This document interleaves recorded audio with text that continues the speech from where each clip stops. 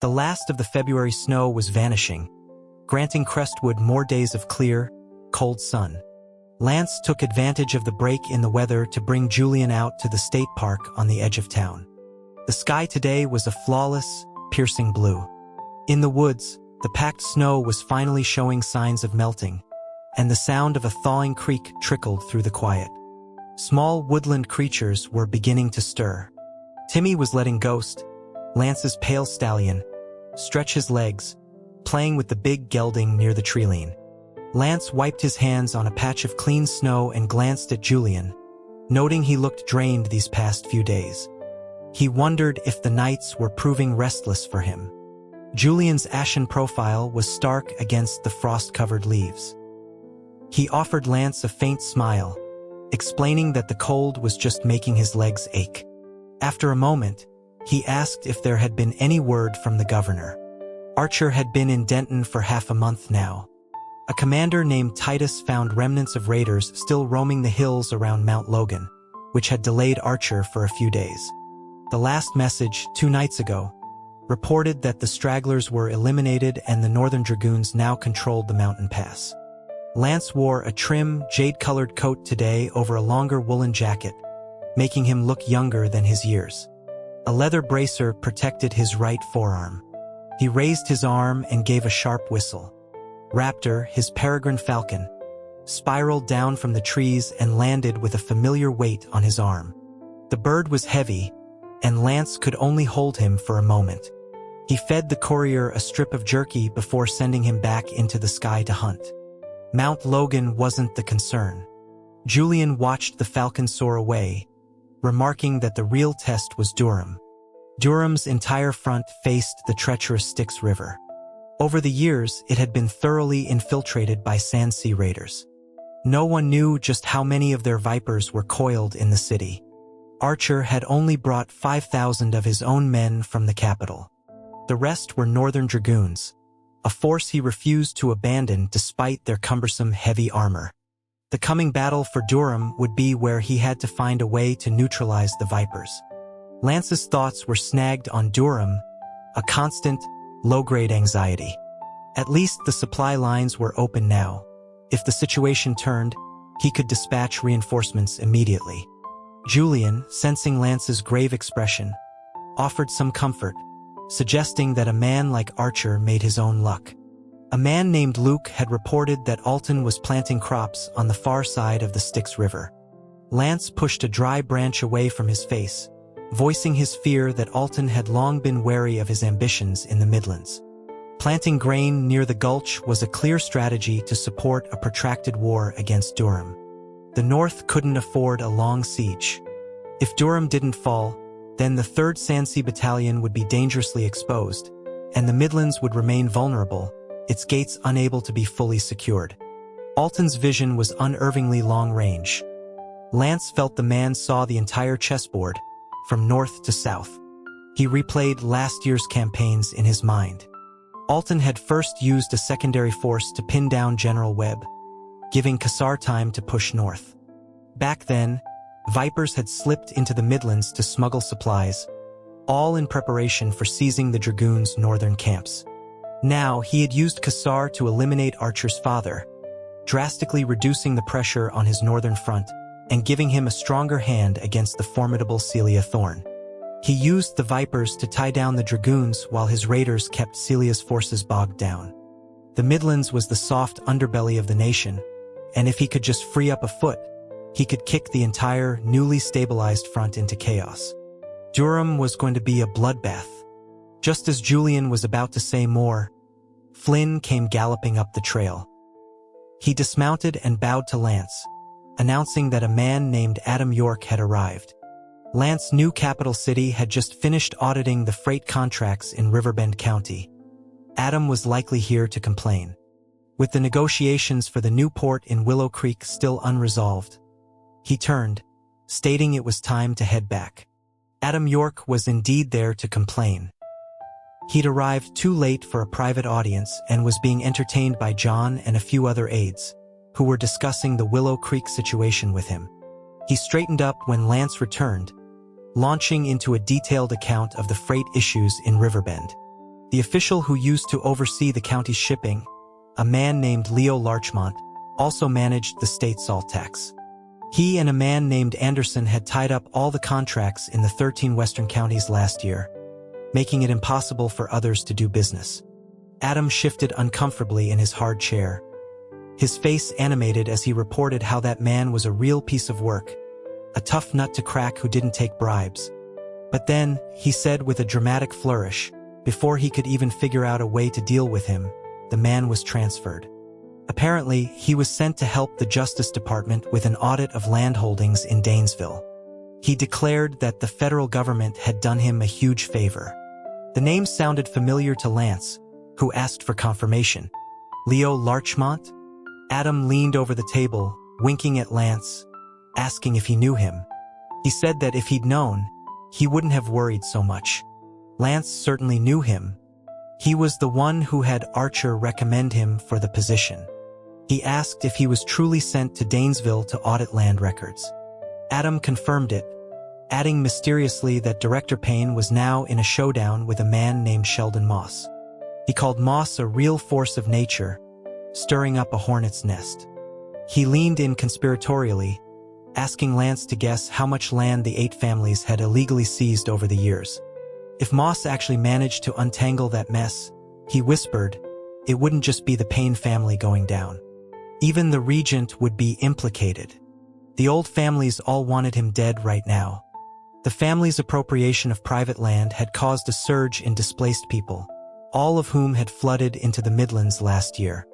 His own mentor had tried to curb the problem by implementing a federal registry system, but it had little effect in the 8 counties controlled by the families.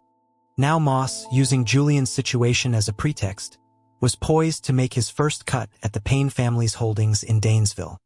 Even Julian had to admit that Moss had guts. Leo Larchmont was Director Payne's appointee. Lance understood in an instant. The families were trying to use Larchmont and his authority at the Treasury to obstruct Moss's investigation, to drag things out until spring. Adam clapped his hands softly, exclaiming what a spectacular fight it was, a clash of titans. He told Lance to let them bleed each other dry. He smiled, suggesting that by the time they were finished, the Midlands would be stable, and Lance would be free to teach them all a lesson. Lance suspected Adam would be disappointed. He used a silver lighter to flick Adam's fingers off the table, explaining that this Leo Larchmont, a sudden commotion erupted from outside, cutting him off. The men inside fell silent and looked toward the entrance. John stood up slightly, asking what the disturbance was about. He reminded them they were in a meeting. Flynn threw open the heavy curtain, his gaze locking on Lance from across the room. His face was stark white as he reported to his master. A blast of frigid air gusted through the dark doorway, whipping the curtain back and making the men shield their faces. Lance rose to his feet, a sense of dread creeping over him at the look on Flynn's face. He took a few steps forward, his eyes fixed on Flynn in the flickering candlelight. Flynn's voice was grim. An urgent dispatch, he said. It's the second master. Archer had vanished into the snow 3 days after leaving the Midlands, completely cut off from Durham. After a decisive victory at the Acheron Pass, he and his vanguard had disappeared. Titus's scouts could no longer find any trace of them. The forward unit had seemingly evaporated. Sandsea raiders had thrown up a blockade west of the Styx River, trapping the vanguard in a massive encirclement. Adder had them pinned against the river. Unable to get reconnaissance on the battlefield, Titus had no choice but to relay the grim news to both the Border Command and Crestwood. If Archer met with disaster, another commander, Wes, would have to immediately alert General Webb in the 3rd Sandsea Battalion. They would have to fall back south to plug the gap at Mount Logan, or the consequences would be catastrophic. Lance didn't take a carriage. He rode Ghost. It was deep night when he reached Mount Logan. Wes ran out to meet him, his face a mask of professional calm as he took in the governor's frozen, emotionless expression. Wes wasted no time on pleasantries, falling in step beside Lance as he strode into the camp. He explained that the encirclement was southeast of Durham, mainly to block Titus's forces to the west and prevent them from gathering intelligence. Because of that, he was certain the second master was still somewhere in the southeast. Snoquated lançait Schulder. He stopped at the camp entrance, asking who was with Archer's unit. Wes replied that it was Gus, Finch, and Hector, adding that the second master had left only Titus behind. Flynn spoke from behind him, suggesting they dispatch their own agents to Titus's camp to act as scouts. He thought that by the next night, Lance had already turned away. He swung back onto his horse and told Wes to write to a man named Reed and another named Conrad. He ordered them to immediately lock down all westbound roads out of the Midlands.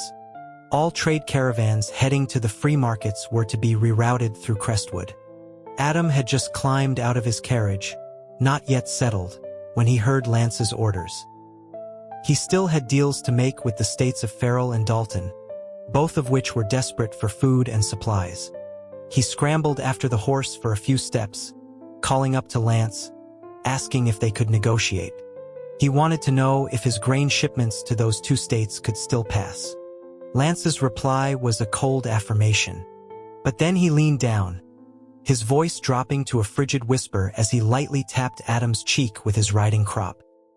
He informed him that besides grain, if his caravans dared to smuggle anything else east of the Midlands without his personal consent, he would hang his head from the Riverbend city gates.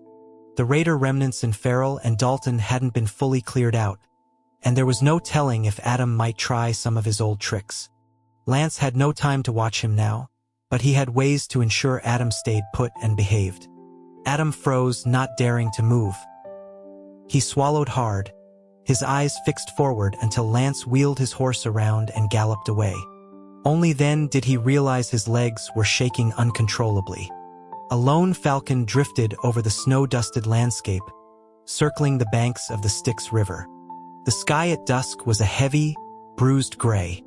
Closer to the ground, the snow was like granulated sugar, stinging where it stuck to the skin. The Badlands stretched to the horizon. Bayer, a book tucked under his arm, sat on his horse, scanning the distance. A blizzard was coming tonight, he murmured in the Sandsea tongue. It was brutally cold. Even wrapped in furs, Bayer couldn't shake the chill. Yet Adder was squatting by the river, splashing his face with water from a hole he'd chopped in the ice. He scrubbed his 10 fingers until the water around them was stained red. He told Bayer he would see him across the river tonight.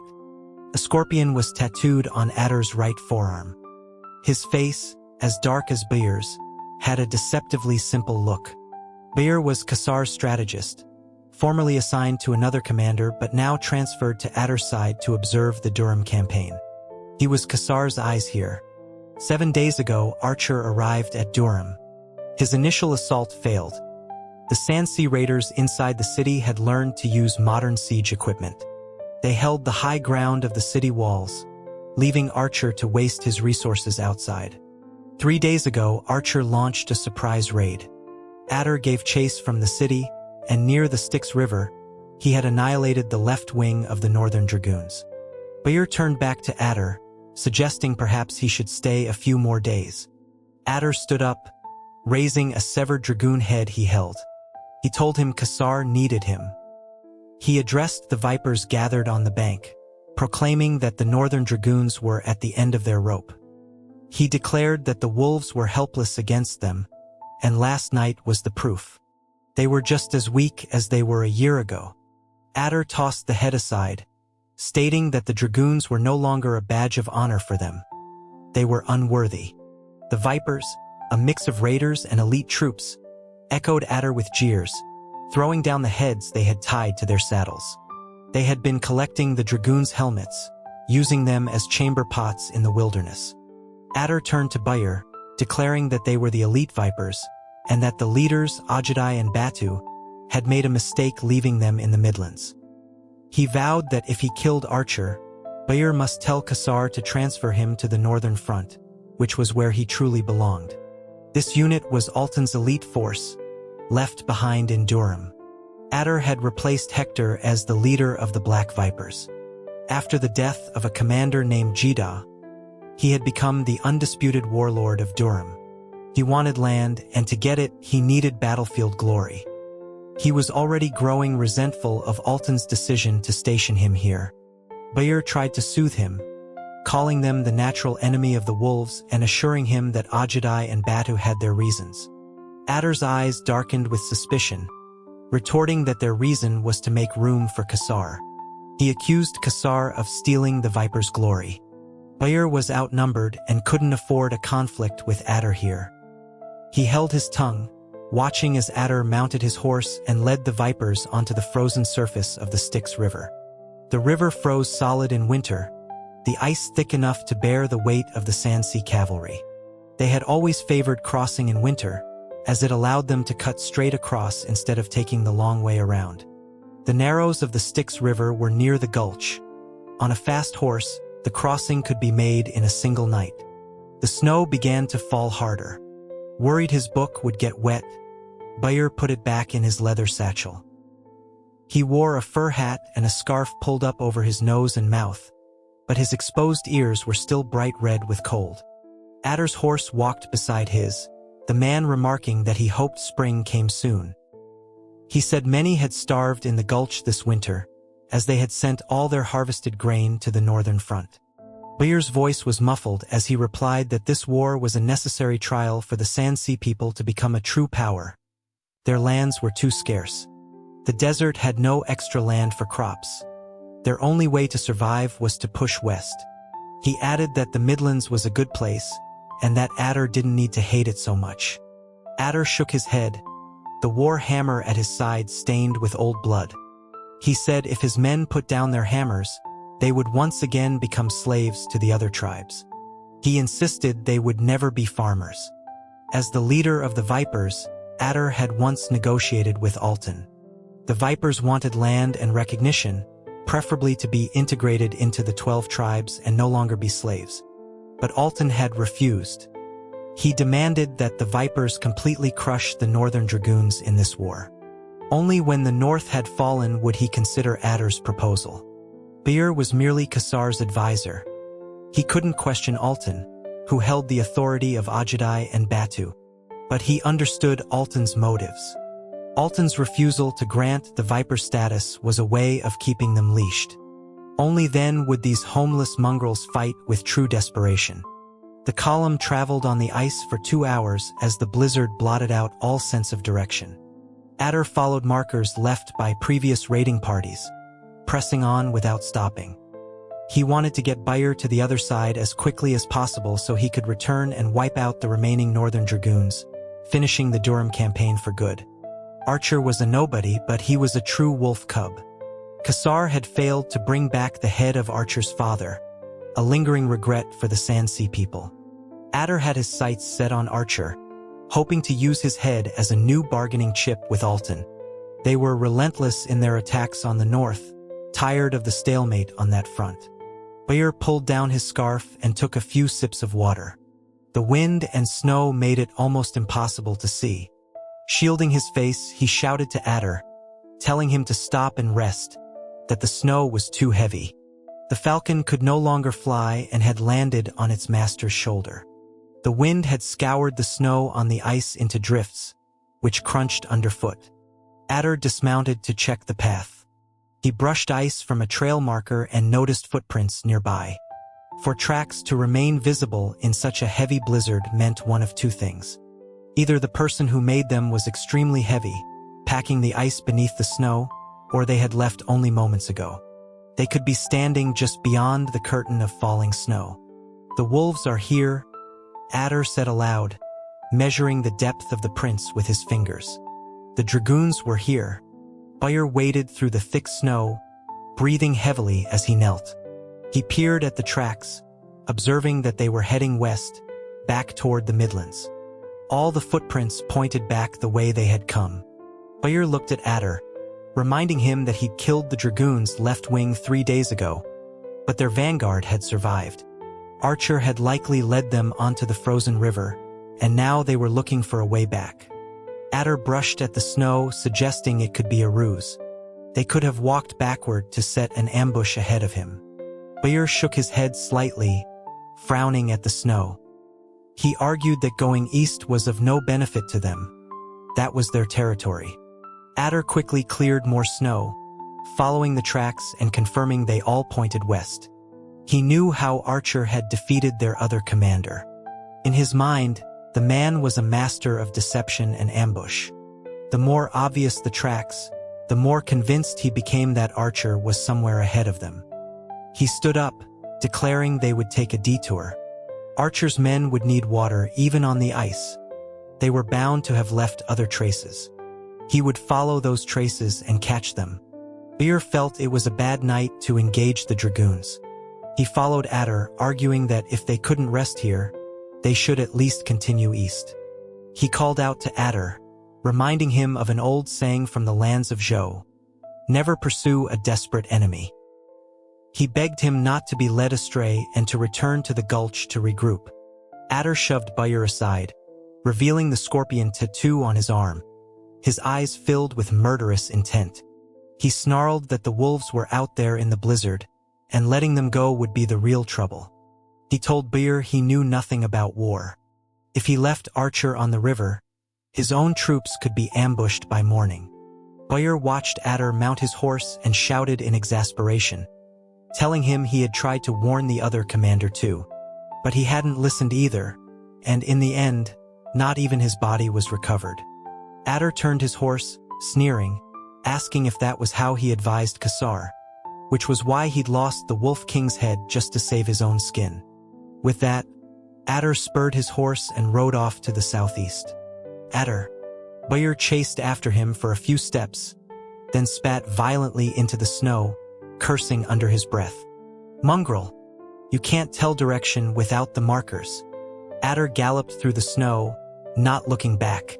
He couldn't tell direction, but neither could Archer.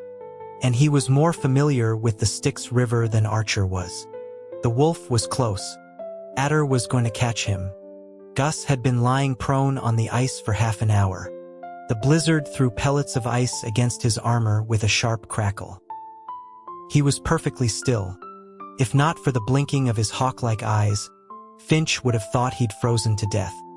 Finch was huddled in a snowdrift, taking small sips of whiskey.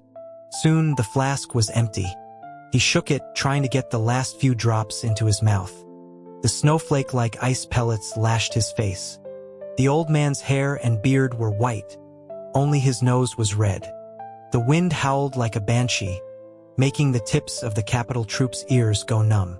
They had little food left. Lying still for so long made their limbs stiffen, but few of them moved. Finch looked back at the capital troops, marveling silently. A few days ago, they hadn't even flinched when facing the Vipers. As long as Archer's order didn't come, they would never act on their own. Who would have thought these were the same grunts who did manual labor back in Capital City? If the Crestwood garrison could be this disciplined, Finch thought, he'd dare to attack not just Durham, but the Gulch itself. But they weren't his men. Finch pursed his lips in regret, tucking the empty flask back at his waist.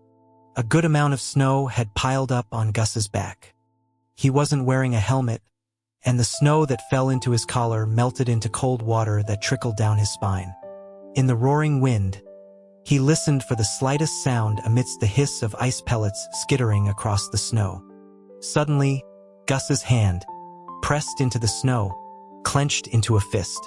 His gaze pierced through the blizzard, locking onto a point in the darkness. They're here. Finch flattened himself, slowing his breathing as the sound of hoofbeats grew closer. The old man's palms were sweating. He counted silently, afraid his leg would start shaking with excitement. The snow-filled air swirled into a thick cloud. The hooves of the short Sandsea ponies were almost on top of them. Finch let out a bellow. In a flash, he sprang to his feet. But the enemy horse had stopped. Finch hadn't even drawn his sword when a Viper's war hammer swung toward his face. Finch didn't have the brute strength of a man like Bear and knew better than to block. He rolled into the snow, clumsily dodging the blow. Damn son of a bitch has an arm. Finch cursed as he regained his footing. The capital troops burst out of the snow behind him. They had intended to follow Finch with a stylish leap, But after seeing the old man get knocked down, they abandoned the idea and opted for the more practical approach of just drawing their swords. The moment the Viper's hammer connected with a capital trooper, he knew they'd been tricked. These weren't Northern Dragoons. They were a bunch of imposters wearing their helmets. Helmets off, Gus grabbed onto a passing pony, clinging to the saddle as the animal dragged him to his feet, his boots scraping through the snow. He smashed the hilt of his knife into the Viper's side, swung himself into the saddle, and shouted the order again. Helmets off. Helmets clattered onto the snow. The capital troops swarmed into the cavalry formation like rats. They didn't care where the Sansi raiders ran. Their goal was to spook the horses. The snow under the horses' hooves was loose, and with a tug, a net sprang up, tripping many of the raiders. Snow and ice flew into their faces as Adder's men tumbled, getting a mouthful of the frozen ground. The capital troop swords were short. Once they were in close, the war hammers became awkward to use. The reach and recovery of the heavy weapons were too slow to counter the quick slashes of the short blades. Gus quickly scanned the battlefield. He didn't see Adder, and a sense of dread washed over him. But before he could shout a column of cavalry burst out from the left flank, so fast that even Gus couldn't dodge in time. The capital troops were like prey caught by a beast that appeared out of nowhere. Their formation split in two. This new column wasn't using hammers. In their ferocious charge, they slammed directly into Gus, knocking him from his horse. As Gus hit the ground, his horse screamed, spraying him with a shower of hot blood. Cunning. Adder barked at Gus in the language of Zhou. He swung his scimitar, flicking the remaining blood from the blade onto Gus. But that's all it is. Adder's elite Vipers wielded scimitars larger than those of the regular Sansi cavalry. In their hands, they looked like massive silver hooks. Anything caught by them, man or beast, was doomed. Adder had suspected a trap during his pursuit. The trail of clues left for him had been too obvious, as if screaming that his target was right here. His wind-chilled mind had quickly cleared, and he'd sent a forward team to test the waters. Sure enough, it had drawn out the capital troops. Gus turned his head, wiped the blood from his face, and spat. Is that so? On the other side of the fray, Finch had given up fighting. Surrounded by cavalry, he spread his arms, his body in a half-crouch as if about to lift something immense. He roared, "Get up!" The ice beneath the cavalry's hooves shuddered violently. They thought the capital troops had smashed a hole in the ice and immediately reined in their horses in panic. But as they retreated, they saw Finch and his men drop and roll, scurrying out from between the horses' legs. They grabbed their swords and ran. Tricked again. Adder's fury surged, and he cursed in a mix of Zhou and Sansi dialect. But he didn't give chase immediately, still retaining a sliver of caution, convinced it was another trap. As Finch and his men got further and further away, Adder finally realized. They were actually running. Split up and pursue. Adder cracked his whip. Take their heads. The cavalry split into two wings. Adder commanded the center, the formation resembling a claw ready to snatch the capital troops. The two wings advanced first, circling around from the left and right to get ahead of the fleeing soldiers. Once they met, they would form an encirclement. Then Adder would lead the center to crash into them from behind. The scimitars would turn the battlefield into a slaughterhouse. 7 years ago, Alton had used this same formation to drive the Durham garrison into the Styx sinkhole. Adder was inspired by it and favored the formation greatly. Just a few days ago, near Durham, he had used it to shred the left wing of the Northern Dragoons. The two wings moved like tigers, quickly overtaking the capital troops and circling to their front. They turned their horses, the formation coiling like a great serpent toward the center, ready to seal off the capital troops' escape. But standing in the center were familiar figures. In the darkness of the night, the war horses stood silent, their hot, cloudy breath puffing from behind iron masks. Their heavy armor looked menacing in the gloom. The armored dragoons on their backs were motionless in the swirling snowstorm, their silence a stark contrast to the sounds of battle. The vanguard of the two wings had fought the dragoons before. They were not afraid, so no one gave the order to halt.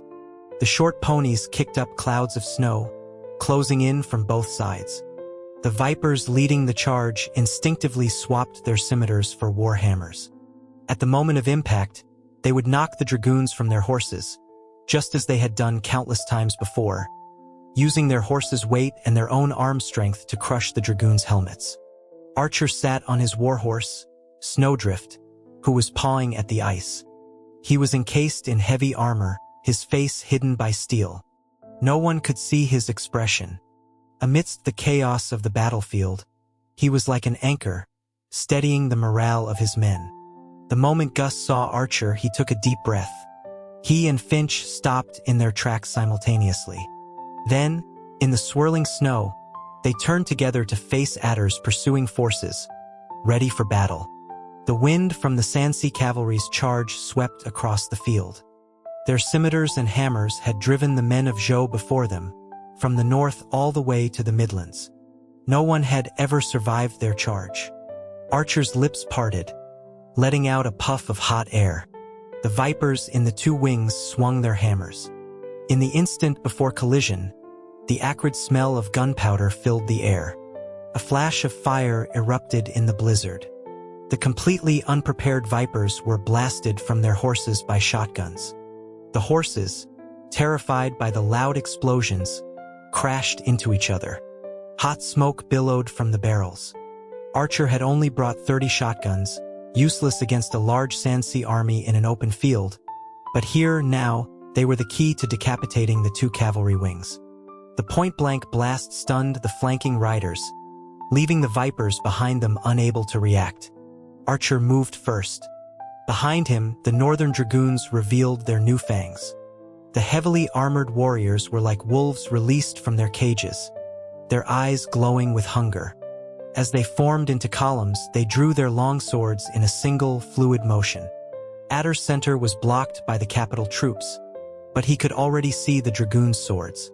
It was too late for the Vipers in the wings to switch back to their hammers. The warhorses trampled over the fallen bodies, and waves of blood splattered across the iron armor. The Vipers in the rear of the wings closed in. Archer immediately tightened his dragoons into a war chariot formation and charged forward. The structure, with blades bristling from all sides, made it impossible for the hammers to get close. As the dragoons began to run, they were like a battering ram crashing onto the battlefield. Archer was the tip of the spear. United, they were unstoppable. Adder reined in his horse, shouting from a distance, his voice strained with fury. Hammers! As long as they had their hammers, the northern dragoons were still beatable. A Viper's hammer swung from the side toward the head of a dragoon at the edge of the formation. There was no time to dodge, but with a loud clang, Hector, clinging to the back of the dragoon's horse, blocked the hammer with his own. Traitorous scum! Adder gritted his teeth. Hector, you've become a slave to the north. Hector was agile. He used his hammer to knock his opponent off his horse. As the man fell, Hector dismounted with him. The man was still cursing something when Hector, without a glance, brought his hammer down squarely on his head. Adder's center was trapped. The left and right wings he had sent forward had been decapitated, now milling around like headless chickens. His orders were lost in the chaos of the capital troops' blockade, and he could no longer effectively recall his flanks. Beer had just arrived nearby. He knew how important Adder was to the Durham campaign. The remaining Vipers in the Midlands all followed his command. He couldn't just abandon Adder and flee. Beer gasped for breath in the snow, surveying the battlefield. He spurred his horse toward Adder, shouting, Adder, turn back. The dragoons can't catch us. If they retreated west along the trail markers, they could be back in the heavily fortified southeastern part of Durham by dawn at the latest. Then Archer would still be trapped. Adder yanked on his reins, cracking his whip. He didn't argue with Boyer, leading the remaining Vipers to disengage from the capital troops. He knew what was at stake. If he was defeated by Archer here, Alton would punish him severely. This reckless advance would cost him dearly. His defeat was a small matter, but if his carelessness led to the loss of Durham, even if he managed to escape back to the gulch, Alton would have him killed. This battle didn't count. Adder spurred his horse viciously. This was just him being played for a fool. Adder fled back the way he came, his vipers releasing their falcons mid-flight. Snowdrift charged forward, the clang of his heavy armor a relentless pursuit. The thunder of the dragoons' hoofs panicked the vipers. They feared the ice beneath them would crack, the sound right at their heels. Adder gritted his teeth, looking back in humiliation at the armored figure. Archer. Bayr suddenly reined in his horse, slamming into Adder from the side. Retreat! Retreat! He yelled. Adder, stop looking at him. The blizzard was a swirling vortex of white, turning the world into a blank canvas. The Sansi cavalry charged blindly through the storm, running for a good half-hour before finally shaking off the dragoons. They didn't dare to stop. When they got back to the trail, Bayr suddenly said, "Pull up the markers. Don't leave them for Archer." They galloped along their original path, heads down. As Bayr had ordered, they left no trail markers for the dragoons behind them. "Tomorrow morning, you can regroup and attack," Bayr said, his voice muffled by his scarf, his eyelashes white with frost, his eyes barely open. Without a sense of direction, Archer will never escape the Styx River. Adder's face was ashen. His lungs burned with rage. He hadn't even had a proper face-off with Archer, yet he'd been completely outmaneuvered. He couldn't swallow this insult. "Listen, Adder," Bayr shouted, chasing after the speeding Adder, pulling down his scarf. "Don't fall for his taunts, do you understand? He's doing this on purpose. He killed my 2 wings." Adder screamed back at Bayr, his rage finally boiling over. "He was making a statement to me, that dog." 3 days ago, Adder had destroyed Archer's left flank. Today, Archer had stood there and blown away both of Adder's wings. The vanguards of both wings were his elite troops. Adder's heart bled. He saw it as from Archer, a threat thrown right in his face. "I'm going to kill him," Adder roared, losing control. "I have to kill him." Bayr punched Adder, knocking him off his horse. The horse, without its rider, slowed to a stop ahead. Adder rolled in the snow, his chest heaving. "Ajadai and Bata know everything. If you still want the Vipers to be part of the 12 tribes, then you'll finish him tomorrow morning," Bayr said in a low, stern voice. "Losing your head makes you a jackal, and a jackal can't kill a wolf. You'd better get a grip." Adder lay on the ground, grabbing a handful of snow and rubbing it on his face. He got up, caught his horse, and said nothing more. A grim mood fell over the cavalry.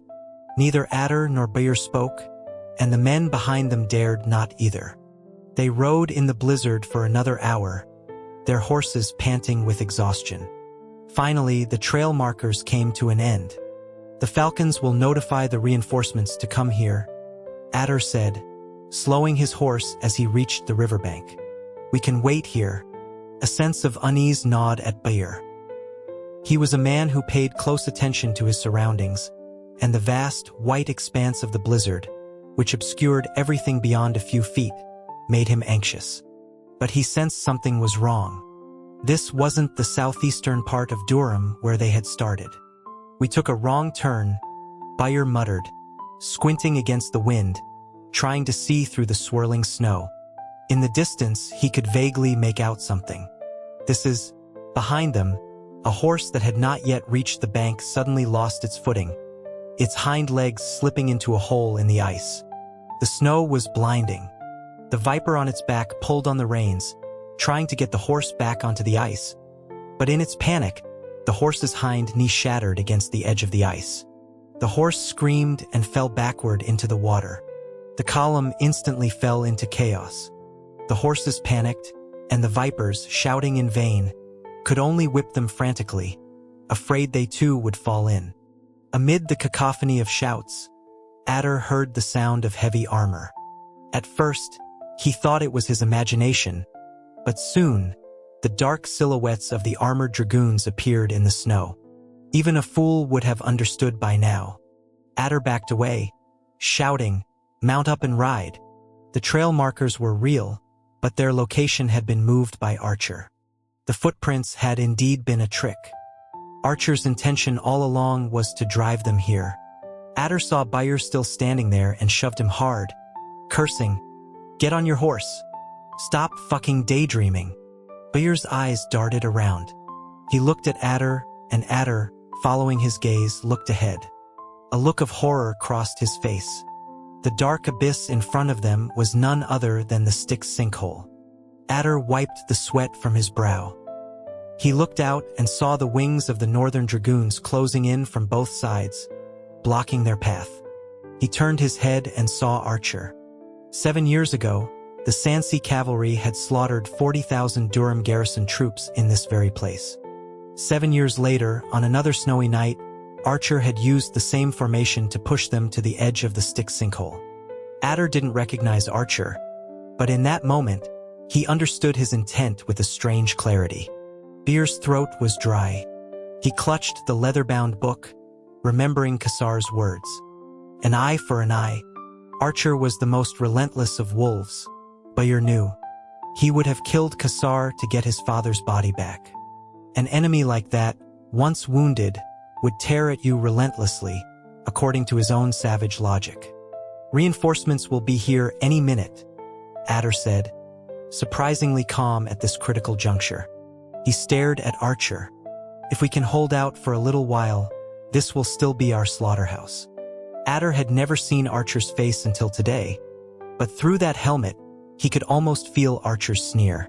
Adder didn't believe in the Sansi gods. He believed in his tattoo. As a viper who had survived in the cracks, he would only admit defeat when his head was severed from his body. But Archer also believed in his tattoo. It was his father. It was his north.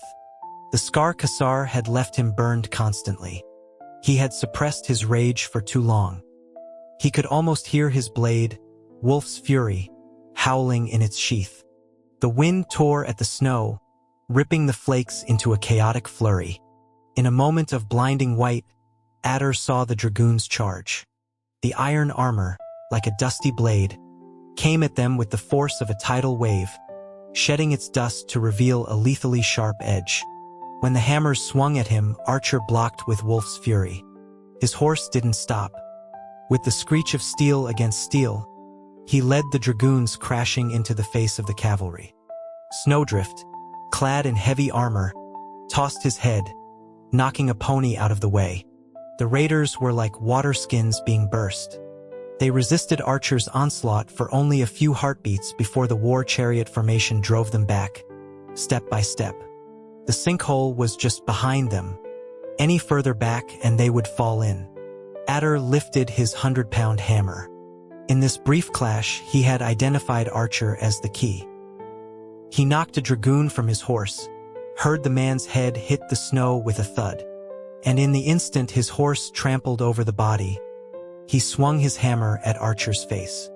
But he missed. Adder had expected Archer to press his advantage, but he didn't. He retreated to the front of the dragoon formation, and the war chariot immediately transformed. Bayer, squeezed at the back, saw the transformation clearly. Were those northern dragoons? No, that was a heavy war machine. Archer hadn't abandoned his father's heavy armor. He wasn't trying to prove the old man wrong. After observing the tactics of Luke, Celia Thorne, and Finch, he had created a new kind of northern dragoon. He had kept the heavy and thrown away the dragoons' old long swords. He had equipped his men with new blades, truly long swords, so long that the hammers couldn't get close. He had observed Luke's infantry in battle. The war chariot formation could mask the slowness of the heavy cavalry. Archer had eliminated the need for pursuit. He would make the Sansi cavalry come to him. Celia Thorne's masterful use of light and heavy cavalry in battle was a lesson in itself. Archer had integrated his capital troops and the dragoons. Whenever they were on the same battlefield, their tactics were unpredictable. Open field warfare was no longer just Kassar's domain. And finally, the most crucial element, Finch's spearhead unit. Finch had modified Luke's war chariot, dividing his troops into spearheads for breakthrough attacks. Hector had learned this move, and at the Northridge training grounds it had given Archer a new idea. Archer had integrated the spearhead concept into his own war chariot, creating the devastatingly powerful Northern Dragoon formation before them now. Adder quickly realized the hammers were useless. They couldn't get past the longswords to reach the dragoons. But when they swapped their hammers for other weapons, the dragoons would attack in columns, like a series of daggers springing from a box, stabbing the vipers into disarray. The bright blades moved with deadly grace. This was a heavy war machine, but without the wooden structure of a typical siege engine. It was made entirely of steel, and it was far more mobile.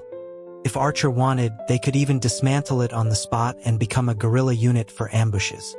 Even in its nascent, somewhat clumsy form, this was undeniably Archer's Northern Dragoon force. Just as Adder saw defeat looming, he heard the cry of an eagle in the snow.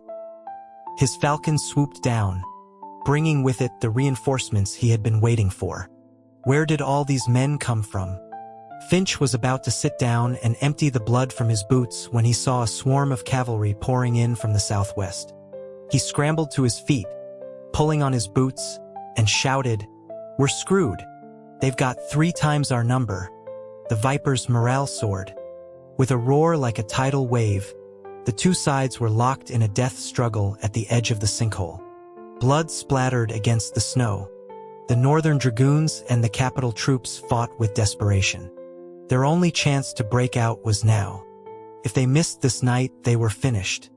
Gus grabbed Hector by the collar, shoved him into the fray, and seeing Finch limping, he blocked a Sandsea soldier with his sword and shouted to the old man, "Finch, are you hurt?" Finch, his nose red, twisted uncomfortably. "My feet, itching from the damp." Hector dodged scimitars nimbly in the crowd, occasionally flashing his small golden badge at the blood-crazed capital troops, shouting, "Friendly! Friendly!" Adder was now locked in combat with Archer. The two forces pressed against each other, the ground shaking with their struggle.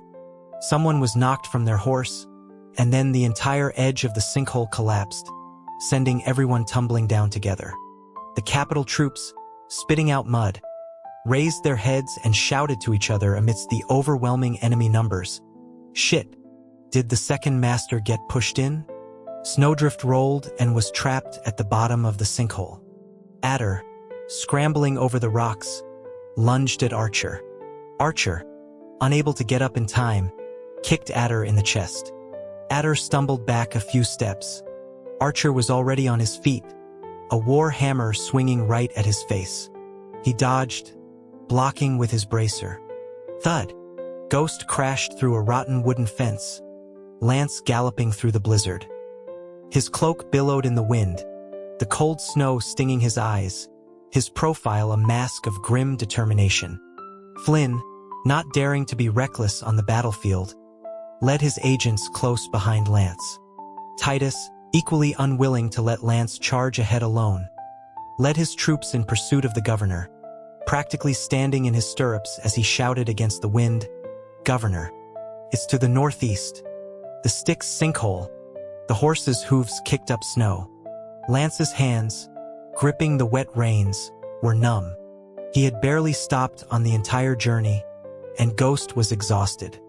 The Styx sinkhole, the landscape Lance had ridden through, was a vast, white emptiness. But as he approached the sinkhole, the nightmare surged back like a tidal wave. The familiar stench of blood choked him. Lance gasped for breath, his eyes scanning the chaos of the battle, unable to find Archer. "Archer!" he screamed. Flynn, searching desperately, spotted Finch. Finch saw the governor, a conspicuous figure in white, and jumped up, waving his sword, shouting, "In the pit! In the pit! The second master's in the pit!" Lance's face went deathly pale. A bone-deep chill seized him, and he tumbled from his horse. His hand, gripping his sword, trembled. His white robe was soaked with blood as he stumbled over bodies. All he could see was the sinkhole from his nightmares, a scene replayed 1,000 times. He ignored the others, sliding and scrambling down the side of the pit. The snow fell in a thick, silent blanket. His voice shook as he called out, "Archer." The dream and reality bled together. Lance had seen himself lying dead here, but he had never imagined it would be Archer. Flynn had never seen the governor like this. He hurried down to help him, but Lance pushed him away. He clawed at the bodies piled around Snowdrift, his hands raw and red. A body suddenly moved, its hand shooting out with speed and precision to grab Lance's wrist. "Sichuan," Archer's muffled voice came from within the helmet. "Shit." Lance had already torn off Archer's helmet. In the swirling snow, he saw Archer's face, and ignoring the blood and grime, he pulled him into a fierce embrace, cradling his head. Archer wrapped his other arm around Lance's back, rubbing his hand in a soothing circle. He wanted to say something, but in the howl of the wind, all he could hear was Lance whispering his name over and over again, like a prayer. "Archer." Archer's heart shattered. The Styx sinkhole was Lance's personal hell. When he was first imprisoned in the old monastery, the building was dilapidated, the broken windows unable to keep out the cold wind. His mentor, Jude, had given him the only sheltered spot to sleep. He would lie there, pillowing his head on his arm, afraid to tell his mentor that he couldn't sleep. Back then, Lance could still clearly remember Mason's face.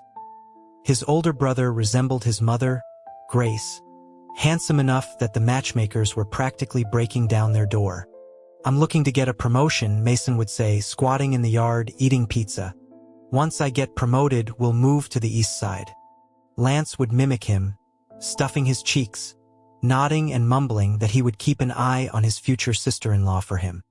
Mason had a childhood sweetheart who used to live next door before moving to the east side. The girl's father was a social climber, always trying to marry her off to someone in the government. That was why Mason joined the military, working himself to the bone every day, trying to marry her before she was promised to someone else. Jude didn't make much money. The family wasn't well off. Grace raised 2 sons, saving all her dowry money for their future marriages. Mason was getting older, and she would scheme with Jude about hiring a matchmaker. Winter in Durham was vast. To the east was the Styx River. When they were younger, they would go sledding on the frozen river.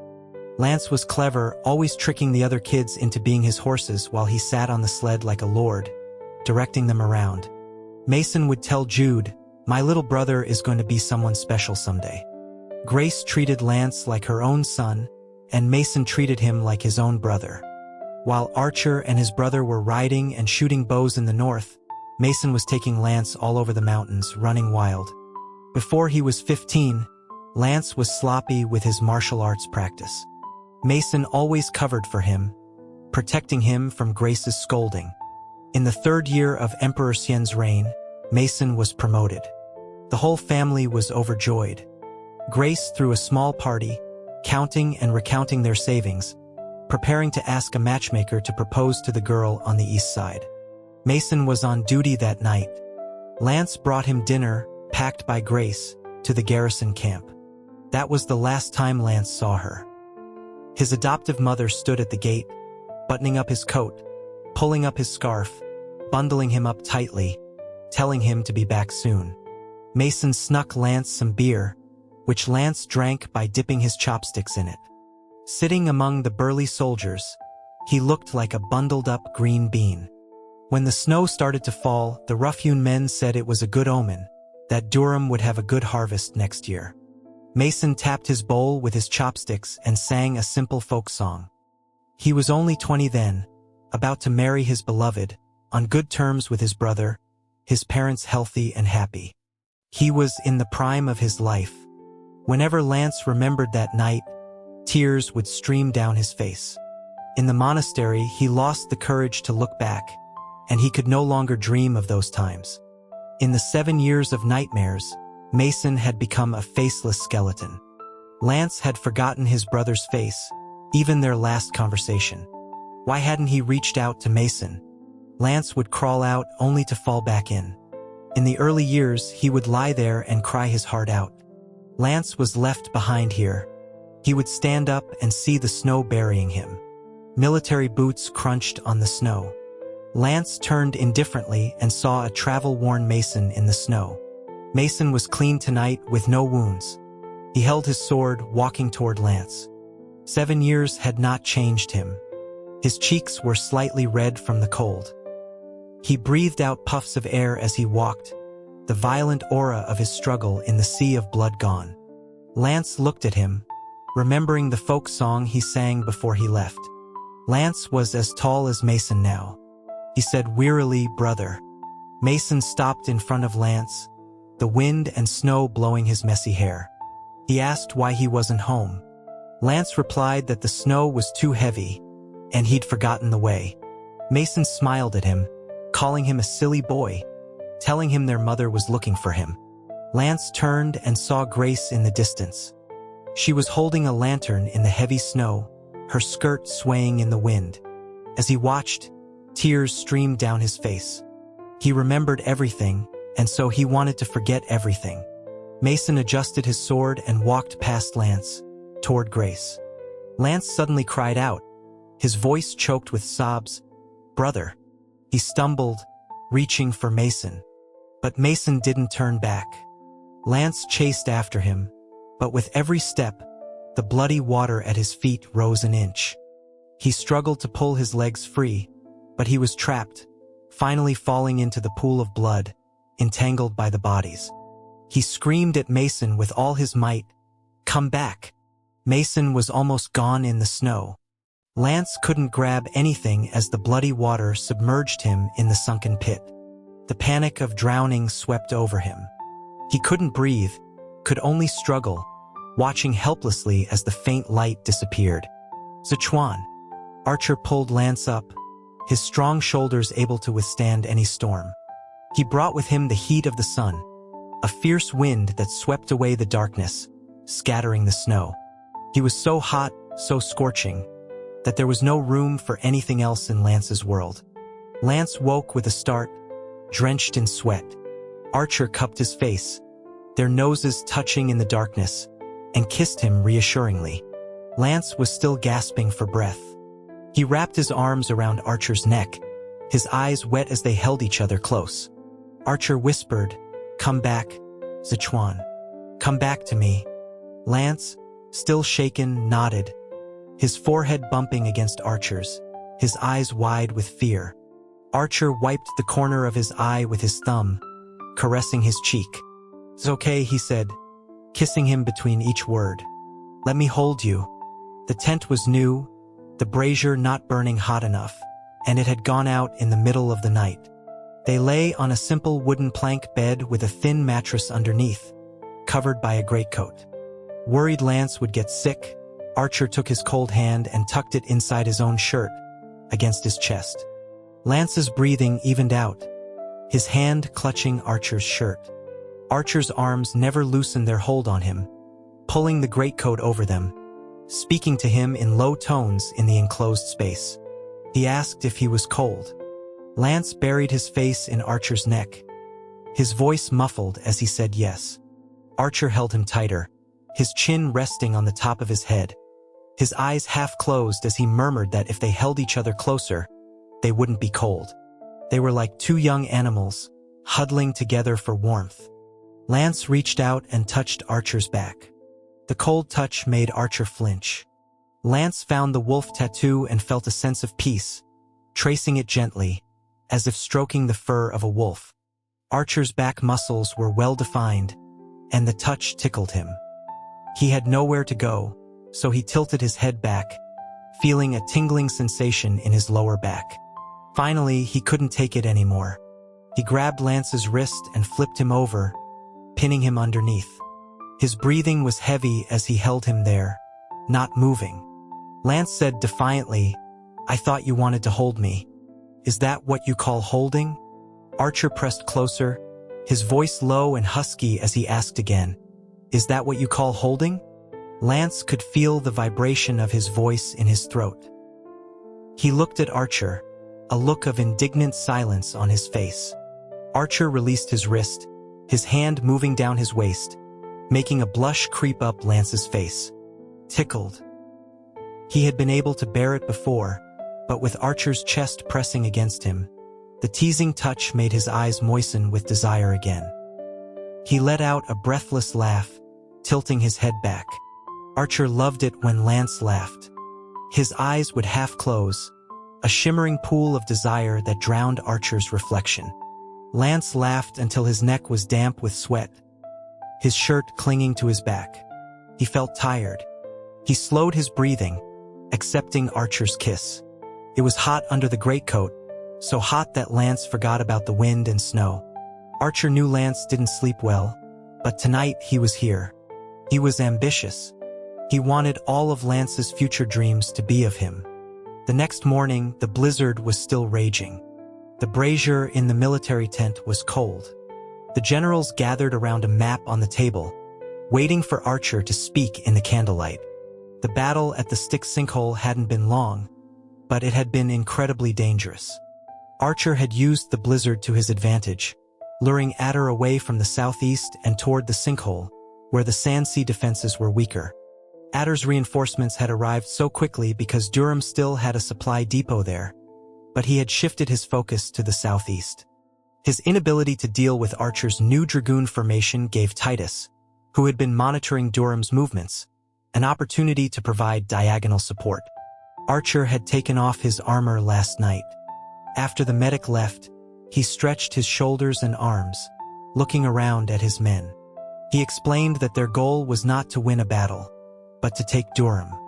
Now that Adder was dead and the main Sandsea force was still in the southeast, the garrison in Durham City was less than 10,000 strong. It was a golden opportunity. Flynn handed Lance a bowl of bitter medicine, stealing a few glances to see that the governor looked all right today. A lot of their cavalry escaped yesterday, Finch said, his finger on the southeastern part of the map. When the main force there gets the news, they'll suspect we're going for Durham and try to intercept us.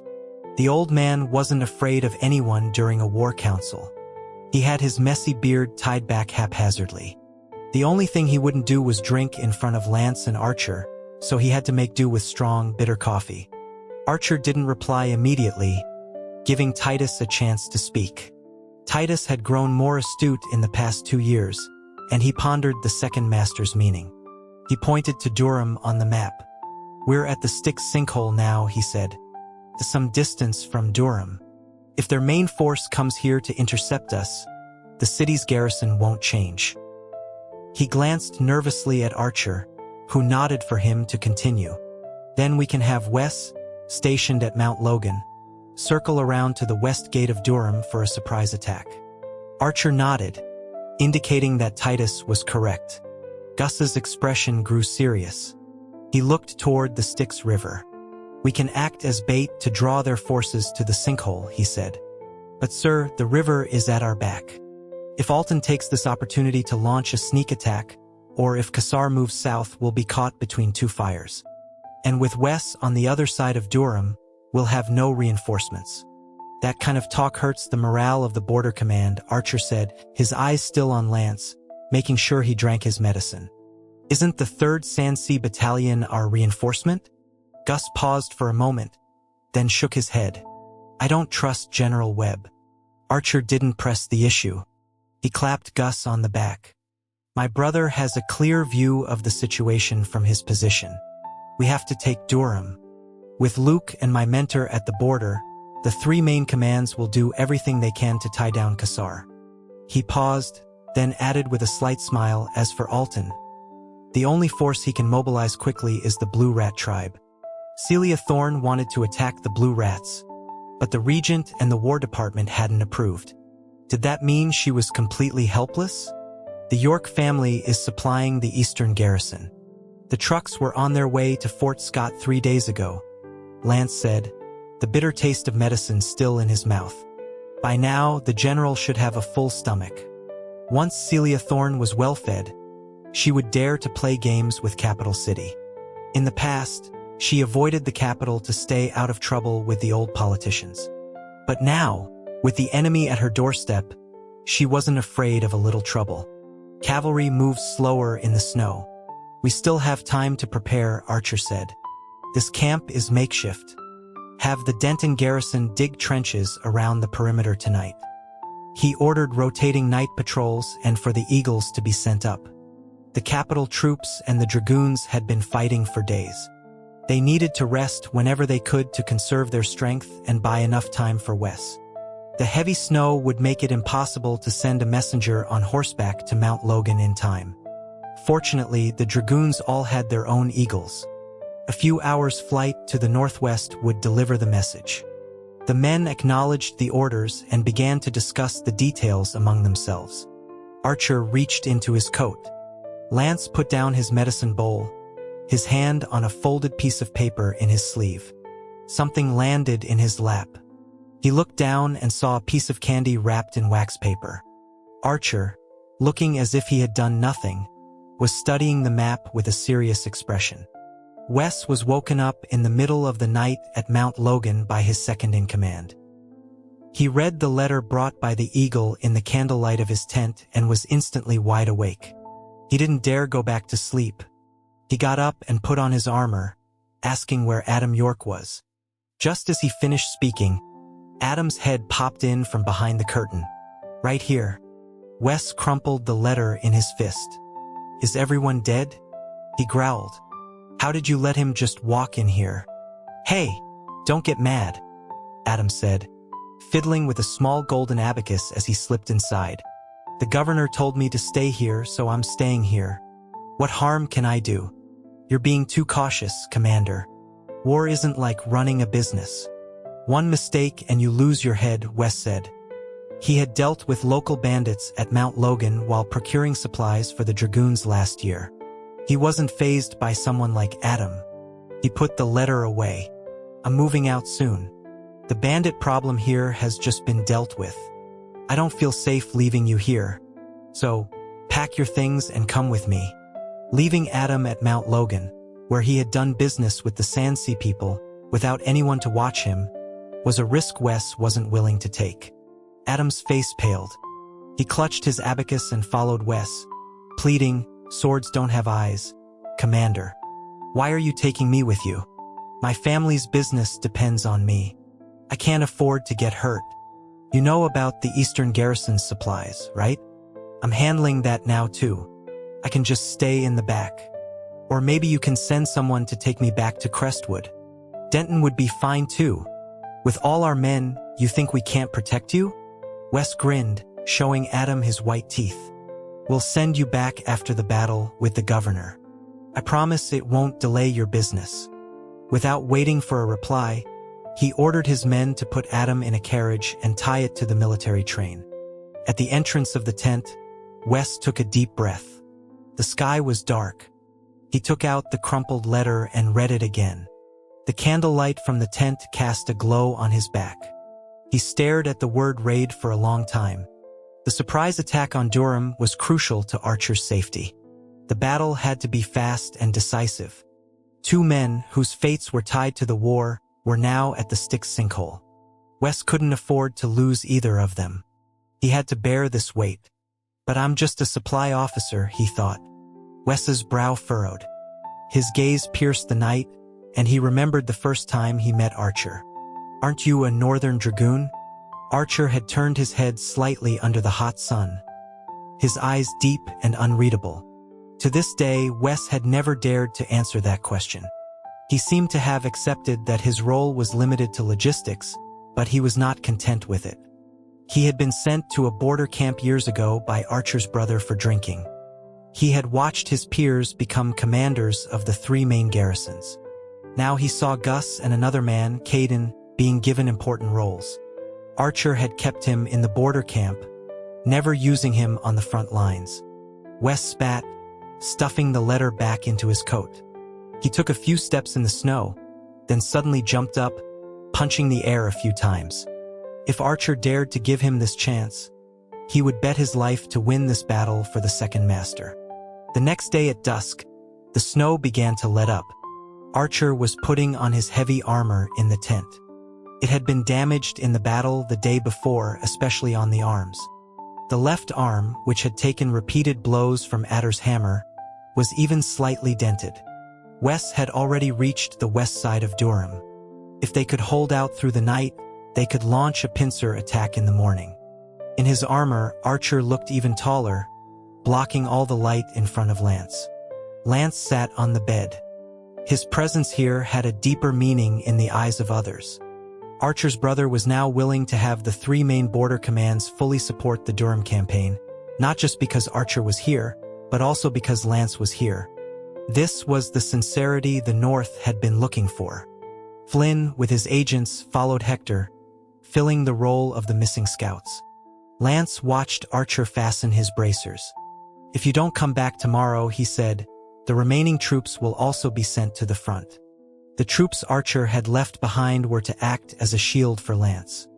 If anything went wrong, they would escort Lance north, where the 3rd Sansi Battalion would meet them. Archer's hand paused. He looked at Lance, understanding his meaning. Lance gestured for him to kneel. It was awkward for Archer to kneel, so he bent one leg and went down on one knee close to Lance. Outside the tent, the snow fell like soft cotton. The sound of Flynn scolding Finch for drinking was intermittent. The Northern Dragoons, clad in heavy armor, moved through the snow with a unified rhythm.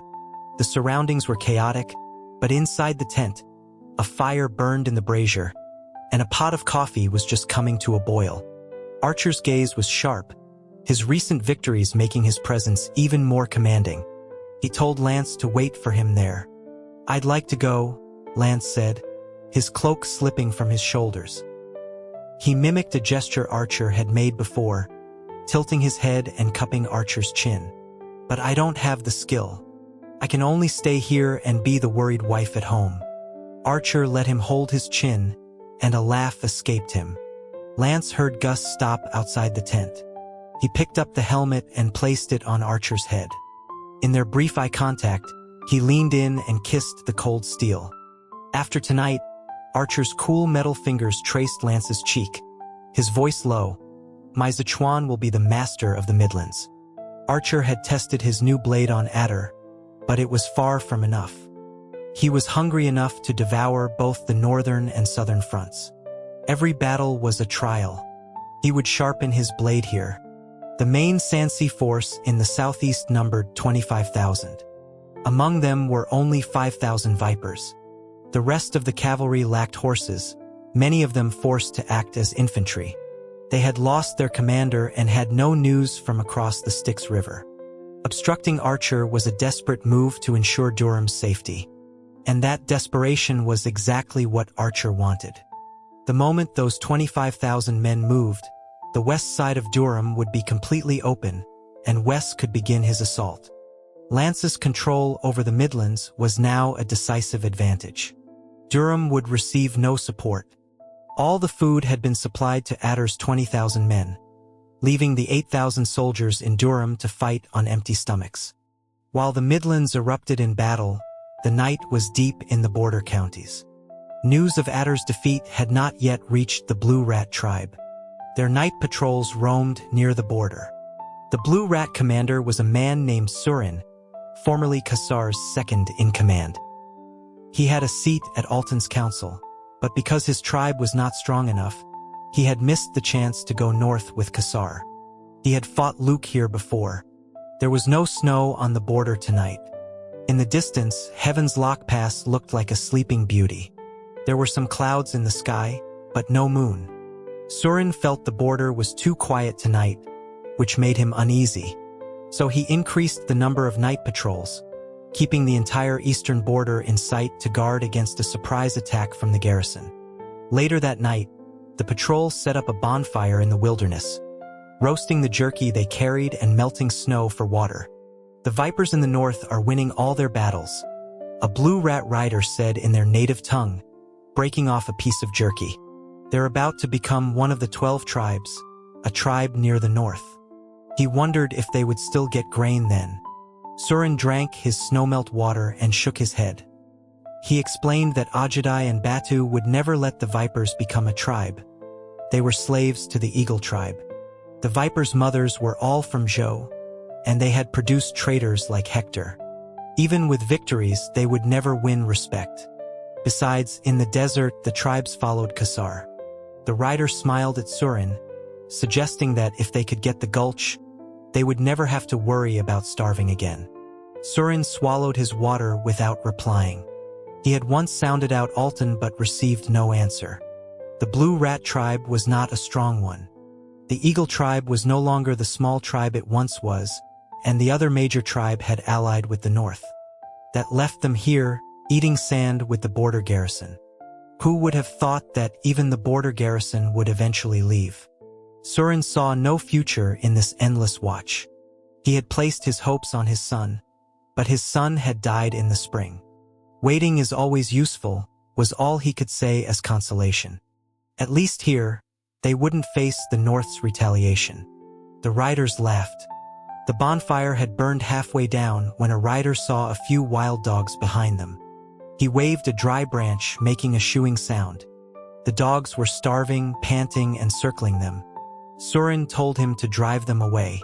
The rider stood up, drew his scimitar, and stomped his foot. The dogs flinched back. The rider, puffing out his chest, turned back to Surin. "We could hunt them." The dog skins could. Before he could finish, the dogs went mad, swarming him, tearing at him, and pulling him to the ground. His sword arm was caught in their jaws. The leather couldn't withstand their sharp teeth, and he screamed in pain. Surin immediately stood up. The other riders rushed over, kicking the dogs, trying to drag the man back. Surin saw the dogs' eyes were an unnatural red. To be safe, he told his men to shoot them with their bows, saying something was wrong with the dogs. A few faint bird calls sounded in the night. The dogs seemed to sense the danger and turned to run as the riders mounted their horses and drew their bows. They fled west in a panic, and the riders gave chase. A dog was hit by an arrow and limped on. A rider behind it drew his scimitar, leaning low from his saddle, intending to finish it with one blow as his horse charged. They galloped on, kicking up snow, when a whooshing sound cut through the air. A long arrow shot from the west, and the rider tumbled from his horse. His foot was caught in the stirrup, and he was dragged across the border. Damn it! Surin knew this was bad. Alton had given strict orders not to engage the east at this time. As long as they didn't attack, Celia Thorne couldn't move. He immediately reined in his horse, shouting, "Retreat!" But torches suddenly lit up in front of them, and then the entire area was illuminated. Celia Thorne, Surin, on his horse, cursed in the language of Zhou, "Deceitful woman." Celia Thorne stood before her waiting garrison, grinding the snow under her boot. She said casually, "Light the signal fires. Tell Capital City the Blue Rat tribe has crossed the border and attacked." The eastern garrison raised their shields in unison, the light glinting off their blades. Thick clouds rolled in, swallowing the light of day. The northern eagles swept across the vast expanse. Raptor was the first to dive, spreading his wings with a cry, scattering the thin mist to reveal the white snow below. Falcons came from the south, like a volley of arrows, shooting straight for the eagles. Raptor shrieked, banking sharply past the battle standard below. In that instant, the war drums thundered across the sinkhole. The raiders surged like a wave from the south. The dragoons stood motionless. When the raiders' scimitars were visible, Finch drew his old sword with a clang and roared to the sky, "Open the trench." The capital troops lying in the snow immediately let go of the ropes. The two ends fell, revealing the newly dug trench. The fast-moving Sansi cavalry couldn't stop in time. Their horses plunged into the trench, their front knees snapping with an audible crack. The vanguard tumbled into the ditch, their charge thrown into disarray. The capital troops drew their swords and swarmed down, engaging the vanguard in the trench. The cavalry behind them kept coming, leaping over the trench to continue their charge. Finch cut down a raider, dodging the hooves of the horses flying overhead. A single misstep could get his head kicked in. He crouched low and shouted to the other side, "Titus, what the hell are you doing? You dug it too narrow." Titus's palms were slick with sweat. He stared at the charging cavalry, hearing Finch's shout but not daring to look away. He gripped his two swords, muttering his brother's name under his breath. When the pony was almost on top of him, its rider's scimitar already swinging down, Titus rolled forward.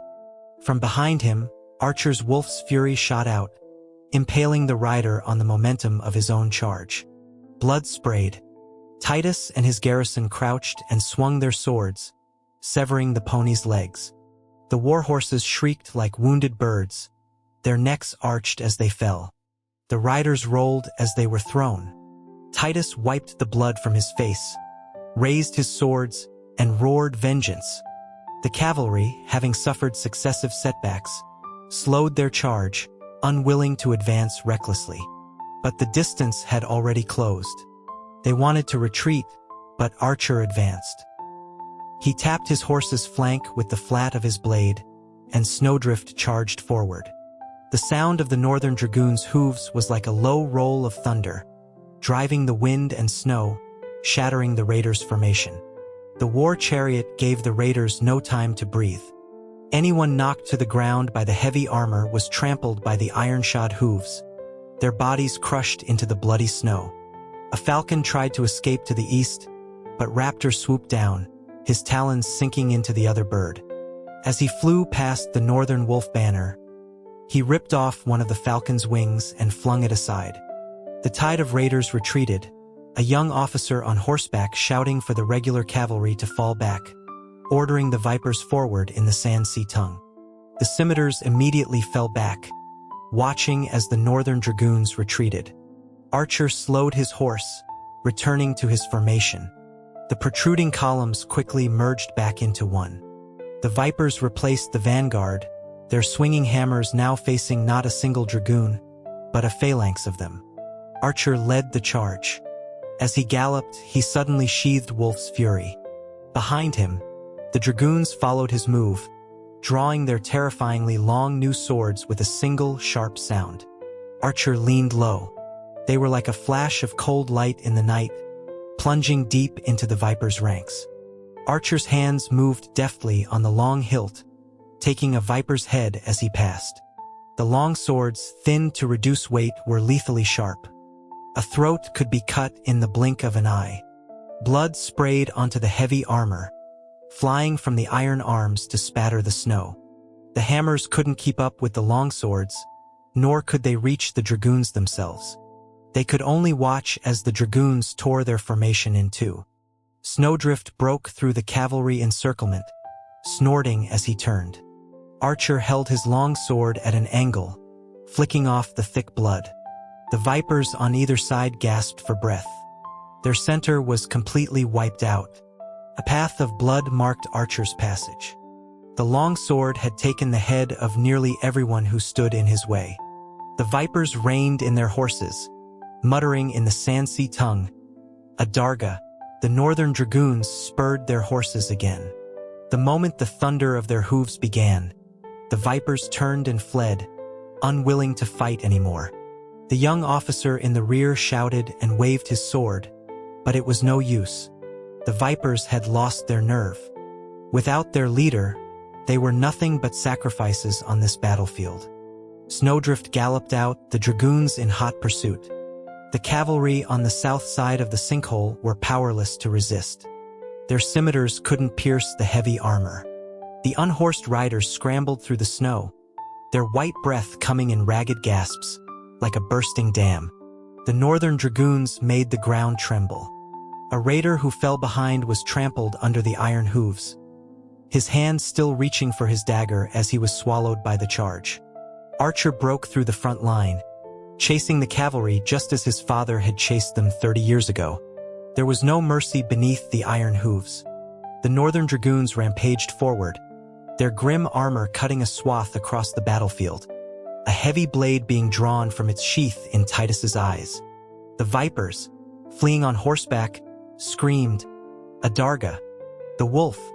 7 years ago, Archer's brother had led his troops south, a force known as the Iron River of Ice. Tonight, Archer pursued the Sand-Sea cavalry for 20 miles, the ground echoing with their passage. Holy shit, Finch's throat was dry. He wiped the blood from his face, thinking to himself, when the hard frost passes, not a blade of grass is left. Lance was making coffee in the tent. The governor was not skilled at it. He just stuffed coarse grounds into the pot, filled it with water, and put it on the fire. A folded piece of paper lay on his knee, and a stack of paperwork sat beside him. But his eyes were fixed on the pot, watching it slowly come to a boil, the bubbles rising to the surface. Hector squatted at the entrance of the tent, peeking through a gap. He asked Flynn, "You can't drink it if you boil it like that, can you?" Flynn, who had no love for this viper, stood with his arms crossed, watching the battlefront, listening to the relentless drums. He replied, "You're not drinking it, so why do you care?" Lance stared into space for a long time. When he came to, the coffee had nearly boiled dry. He took it off the fire, added more water, and put it back on. The sound of the boiling water masked the drums somewhat. The relentless beat had left him in a daze. He hadn't done anything all night. Flynn, seeing how late it was, came into the tent and said softly to Lance, "Master, perhaps you should rest for a while? The moment there's news, I'll wake you." Lance, his eyes downcast, didn't answer. Flynn knew the governor wouldn't rest. He didn't dare to press the issue and retreated to the entrance to wait. The coffee in the tent boiled all night. Just before dawn, Lance heard the drums stop. He stood up and pushed aside the curtain. Flynn quickly draped a cloak over his shoulders and accompanied him out of the tent. In the gray morning mist, Lance waited. It was cold in the early morning. Standing for too long made the tip of his nose turn red. The north wind was like a knife against his face. After half an hour, Lance suddenly heard the sound of hoofbeats, followed by overlapping shadows. Raptor was the first to return to camp. Flynn breathed a sigh of relief. "Master, we've done it," he said, congratulating Lance. Raptor circled, about to land on Lance's arm. But Lance wasn't wearing his bracer today. He raised his arm, and a whistle sounded from the distance. Archer broke through the thick fog, his horse not slowing down. As he charged into the camp, he swept Lance up onto his horse. Snowdrift slowed, turning his head, and carried them both back into the mist. Raptor, having missed his perch, landed on the battle standard, cleaning his claws with a disdainful look. Finch, holding his spoils of war, was about to say something, but Flynn pushed him back, not letting him speak. The others had various expressions on their faces. Titus spat into his palm, rubbing his hands together for warmth. "Let's go into the tent. The reports can wait. We're not in a hurry." He repeated, as if to convince himself, "Not in a hurry." "What do you mean, not in a hurry?" Finch craned his neck, looking puzzled. "We have to be back in the city by dawn. The governor is in a hurry." Snowdrift galloped away from the camp but didn't go far. He stopped on a snowy slope north of the Styx sinkhole. The mist was damp. Lance felt as if he were on a vast, misty lake, surrounded by white. Archer swung off his horse and took off his helmet. His temples were damp with sweat, and he was breathing slightly heavily. His face was flushed with victory. "Can you see Durham?" he asked. Lance, holding Snowdrift's reins, handed Archer a blue handkerchief from his sleeve. In the white mist of their breath, he could only see the watchtower of a distant, abandoned outpost. But he understood Archer's exhilaration. "Right now," he said, "I look at Durham as if it's already in my pocket." Archer tilted his chin up, a bead of sweat rolling down his face. A smile broke out. Lance looked at him, realizing he still had the same untamable arrogance he had in Capital City. It was a quality that made Lance want to possess him. Lance leaned in, his breath warm on Archer's cheek, their noses almost touching. He traced a line from Archer's temple upward and, as he had wanted, licked the sweat from his skin. The bitter, salty taste melted on Lance's tongue. As he swallowed, he whispered, "From now on, this will be Archer's playground." Archer's hand came up to cup the back of Lance's neck. His metal fingers, not yet freed from his gauntlets, were cold and hard against the soft, pale skin, leaving a sensation like the edge of a blade. "I don't want a playground," Archer said, his straight nose brushing against the path Lance's tongue had just taken. He stared into Lance's half-closed, desire-filled eyes and said dangerously, "I want Sichuan."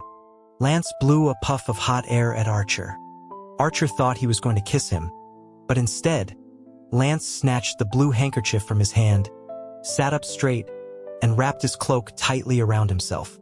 The cold, sensitive governor revealed only his eyes, the tips of his ears red. His voice was muffled as he said, "Sichuan is freezing to death." Archer's arms were empty. Before he could react, Lance, seeing the shift in Archer's expression, the hint that he was about to be grabbed, flicked the reins and urged Snowdrift back toward the camp. Archer stood there, holding his helmet, the damp heat from Lance's tongue still on his temple. He touched it, looking like an innocent maiden who had been taken advantage of, his annoyance slowly growing. "Sichuan." Archer watched him go, then broke into a run, sliding down the snowy slope, shouting, "You heartless man." The seemingly invincible adder had been defeated at the Styx sinkhole. The Sand Sea people, after 6 months of victories in the north, never expected Adder to lose to Archer. The remaining troops in Durham were no match for Wes's surprise attack. The 6 states of the Midlands were now all under Lance's control. Took 7 days for the news to reach Capital City. Along with it came Celia Thorne's report of her attack on the Blue Rat tribe. The regent sat behind a beaded curtain in the hall of deliberation. She threw the report onto the floor. The pearls on her earrings swayed as she struggled to contain her anger. Did the War Department reject the East's request to deploy troops or not? She demanded of the officials in the hall. "Secretary Chin, you handle military affairs. Can't you even speak clearly?" The Secretary of War, Chun Jin, immediately knelt. He knew the regent was just looking for someone to blame.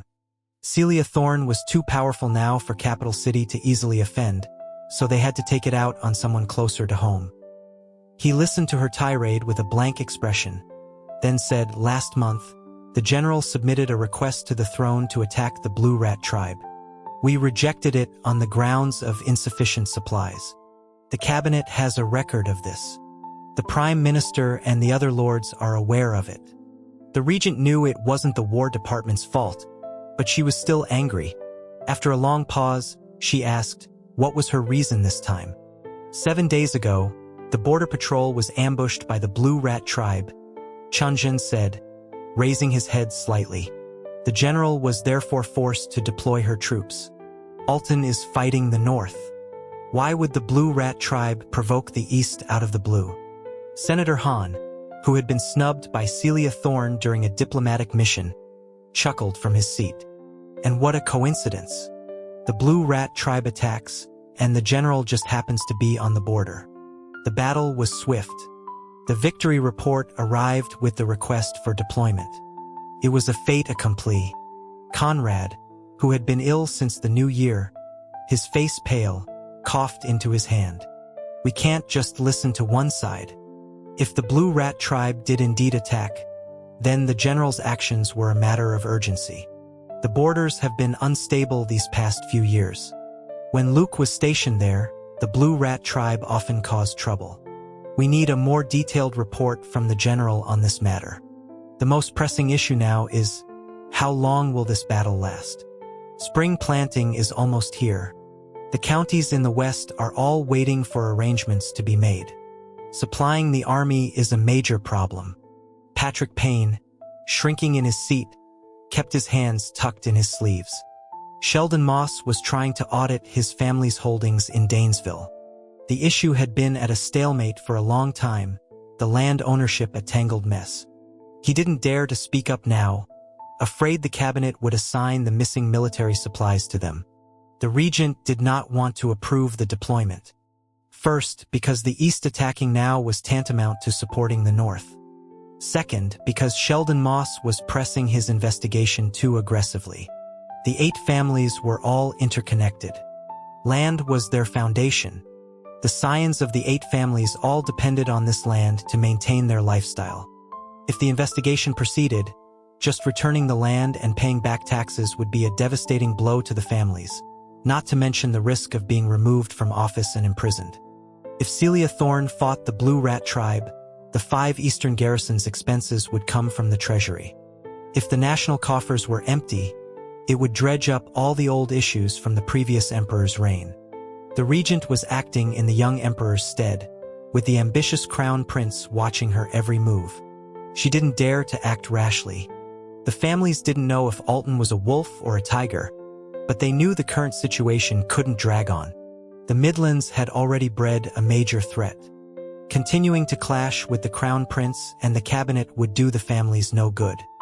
Since the Blue Rat tribe attacked, Celia Thorne can simply repel them. There is no need for a deeper incursion, the regent said. Her anger subsided. She considered her words. We know the border is a harsh place. A war with the Sansi people is inevitable, but not now. As the Prime Minister said, spring planting is upon us. The welfare of the people must come first. Not all of the western counties had a good harvest last year. The granaries in Capital City are not yet full. How can the court spare grain for the East to fight a war? This must be explained to Celia Thorne. She oversees the administration of 5 counties. She should understand the court's difficulties. The hall of deliberation fell silent. The curtains at the entrance were drawn tight, not a breath of wind getting through. The atmosphere was heavy. In truth, both Conrad and his colleague, Cyrus, supported Celia Thorne's attack on the Blue Rat tribe, but they were currently locked in a struggle with the families. Director Payne held the purse strings of the treasury, and he was being hounded by Sheldon Moss. He had his own problems and couldn't be bothered with the East's military funding. And because the Payne family was the primary target, Patrick Payne didn't dare let his son get too close to the cabinet at this critical juncture. He was a master of sitting on the fence, a skill that had kept him alive until now. He didn't want to offend Sheldon Moss, nor did he want to offend the regent. As long as the power struggle in Capital City was undecided, he wouldn't let his family commit to any side. He used to follow the 2 most powerful ministers, but they had both used him as a scapegoat. He was wary now, trusting none of them. Cyrus sighed softly. He rarely spoke in the hall of deliberation these days. Reed had taken a letter from him to Lance when he left the capital, but Lance had not replied. He understood Lance's meaning. A year ago, they had all been drinking at his house. He still remembered the charisma of Lance and Archer. Now he felt it was a pity. Cyrus's gaze shifted to the crown prince, Leon. Leon sat at the side, staring at the tea in front of him, as if he hadn't heard the discussion. After the meeting, Cyrus and Conrad walked along the snow-swept path. The palace eaves hung low, casting the road in shadow.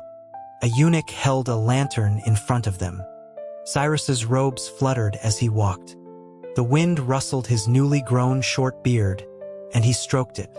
Such a major issue today, Conrad said, and you didn't say a word. Cyrus looked up. The regent has made up her mind. It wouldn't have mattered what I said. By the time they left the palace gates, it was already dark. Cyrus didn't get into his carriage. He took a lantern and walked with Conrad on the snowy road. You seem to have something on your mind today, Conrad observed. What are you thinking about? I was thinking about this time last year, Cyrus said. The governor and the second master were still in Capital City. If the emperor hadn't been assassinated, perhaps Lance and Archer would still be in the capital. Cyrus had always valued talent. He had once imagined Lance having a career in politics, but fate had other plans. His father's crimes were too great. Conrad also sighed, thinking of his own late mentor. If the previous emperor had half the sense of the crown prince, we wouldn't be in this situation. Lately, I feel more and more powerless. Some things are just beyond our control. The general is fighting the Blue Rat tribe, and they refuse to support her, afraid that the military supplies will draw attention to the land issue in the 8 counties. But I see the northern front is in dire straits. Even the king of the north, Archer's father, is gone. The Sansi people are a force to be reckoned with now. Cyrus saw the situation clearly, but seeing it was not enough. His words alone couldn't resolve the conflicts in capital city. Getting the families to give up their current interests was harder than climbing to heaven. They hadn't walked far when they saw a lone figure with a bamboo umbrella waiting for them. Cyrus and Conrad exchanged a look and saw Sheldon Moss ahead. Moss was in his new official robes, without a coat. He stood there, a solitary figure like a leaf in a rushing stream. His sleeves swayed in the wind.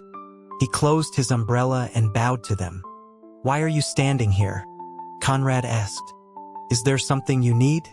Moss straightened up. A few snowflakes drifted past. "I was waiting for you two, sirs, to discuss the land and tax issues in Danesville." Cyrus frowned slightly. Matters of the court should be discussed in the court. There's no reason to discuss them privately. This case especially requires discretion. If someone sees us, it will inevitably lead to rumors. You should go back. We can discuss it in the cabinet office after morning court tomorrow. If it weren't urgent, I would not have dared to disturb you, Moss said, his expression unchanged. Earlier this month, the regent issued an edict for a treasury official to accompany the investigation. Director Payne assigned Leo Larchmont, who is in charge of Riverbend County and the Western Salt Tax. I believe you both know him.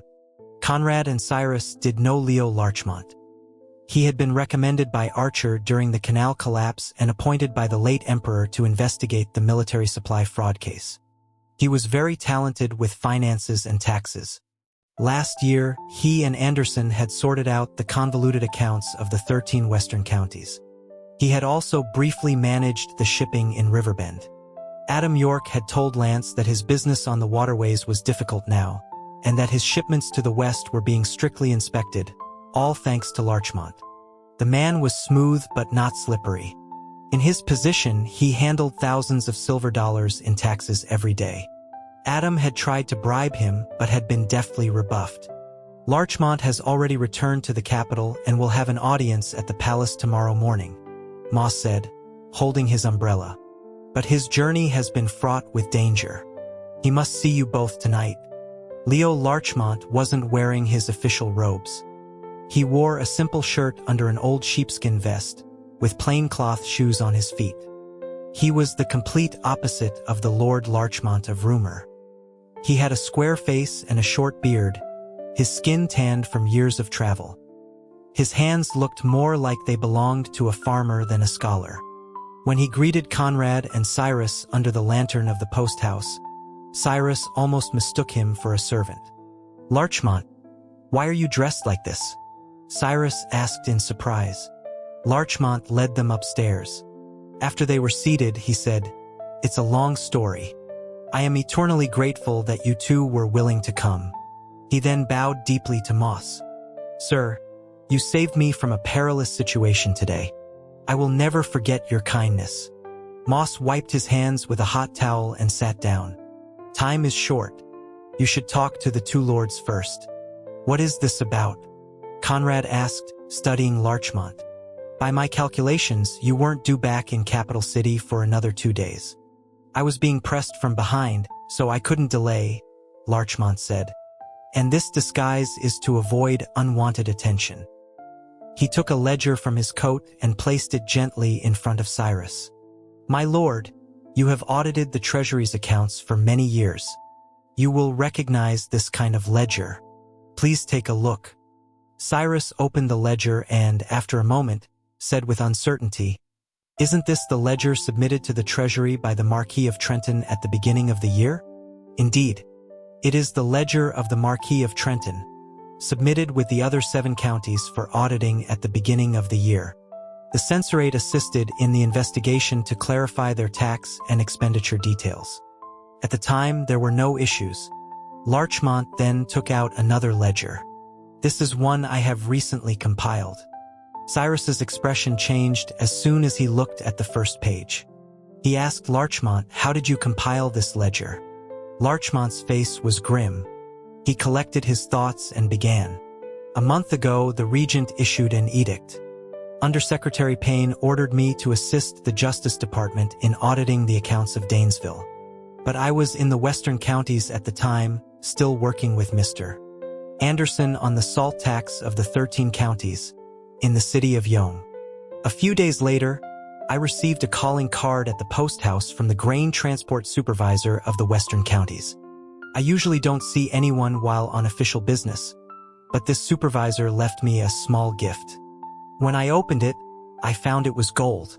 The western counties had waterway connections to the cities of Oakhaven and Riverbend.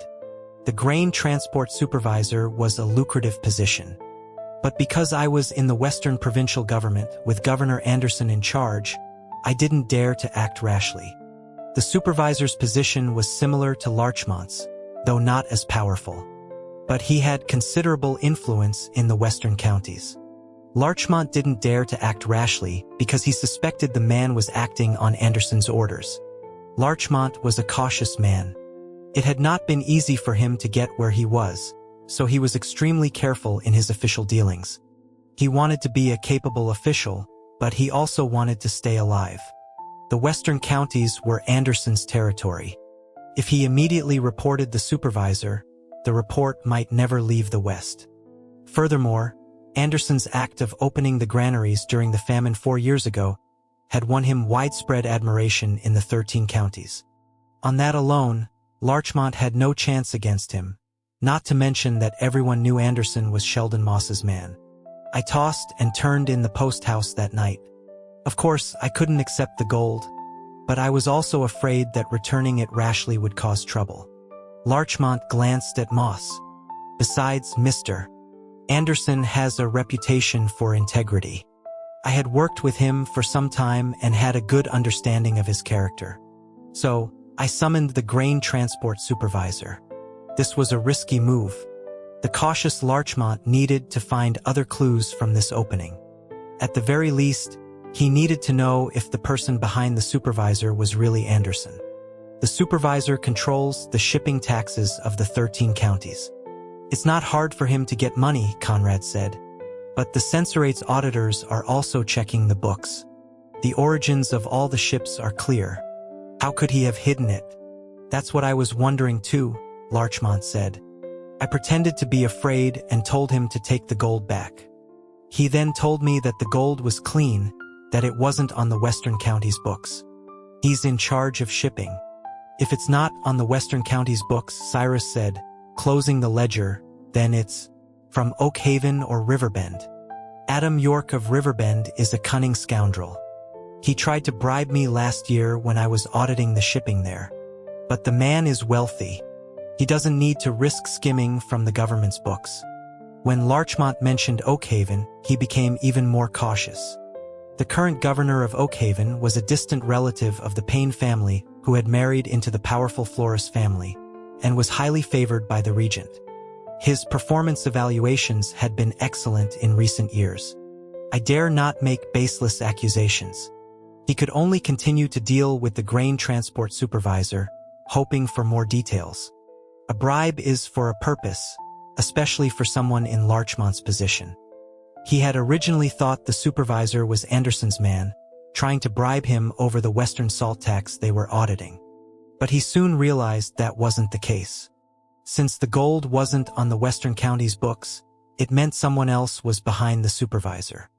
That person had to be a high-ranking official from one of the families close to Oakhaven.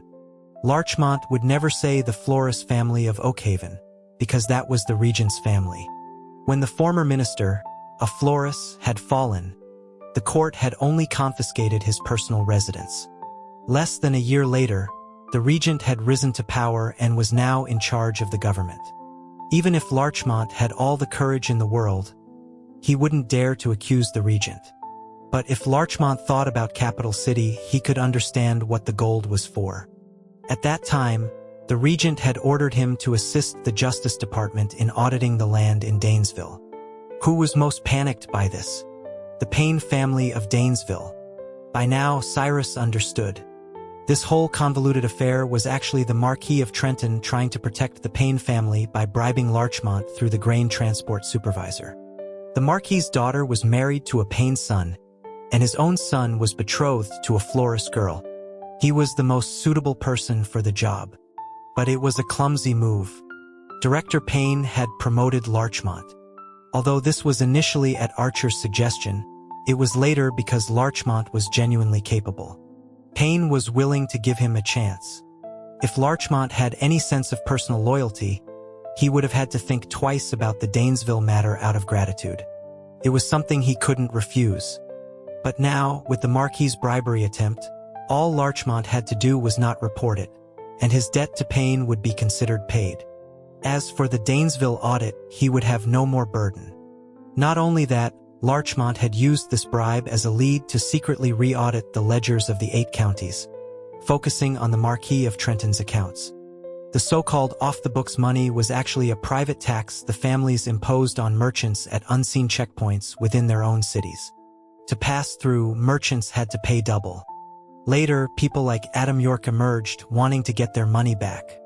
They took over the old syndicate's roles, smuggling copper, iron, and salt for the families and local officials, bypassing the official tariffs. That was how the small free markets in Denton were established. Cyrus reopened the ledger Larchmont had compiled, feeling dizzy at the amounts. They had been fighting the families in Capital City for years, losing so many capable officials in the process of auditing their accounts. The 2 ledgers that his mentor had managed to recover during Emperor Xian's reign were just the tip of the iceberg. The brief period of prosperity under the previous emperor had established a tax system that was the largest source of revenue for the national treasury. That the empire could decline so rapidly in just over a decade was all due to the bad books. The country had been hollowed out from within, all the money flowing into the family's pockets. Cyrus couldn't sit still. His hand, holding the ledger, was shaking. Besides the tax money, there was the land. Cyrus didn't even need to do the math to imagine the scale of the loss. During the war in the north in Emperor Xian's reign, there was no military funding. Archer's brother had to rely on the meager grain from the military farms to fight the Sansi cavalry. Cyrus's breathing became ragged as he flipped through the pages. The East had no funding then either, he said, his voice trembling. Luke had to use Celia Thorne's dowry to go north to the rescue. All these years, Celia's father has poured his family's fortune into the garrison. And in the first year of the current emperor's reign, when the Blue Rat tribe was at the gates of the border, Luke's soldiers were starving, eating sand. Every time, the northern and southern commanders came to the capital for money. Celia Thorne was forced to deal with the loan sharks in Capital City. Luke couldn't even get an audience with the emperor during Xian's reign. How many people died in the Western famine? Anderson had to open the granaries, and his 80-year-old mother had to weave cloth to pay off the debt. The 6 states of the Midlands were left empty and vulnerable. Men like John, Cole, and Howard were forced to bow to bandits. And this is the poverty the treasury cries about. Cyrus's teeth clenched with hatred. He threw the ledger on the table. And this doesn't even include the private land the 8 families have seized. This is blood money, he choked, his voice breaking. My mentor pursued it to that point. The country was on the brink of collapse in Xian's reign. Can this even be saved? It can't be saved. The room fell silent. Larchmont stood with his head bowed. He was a rootless drifter.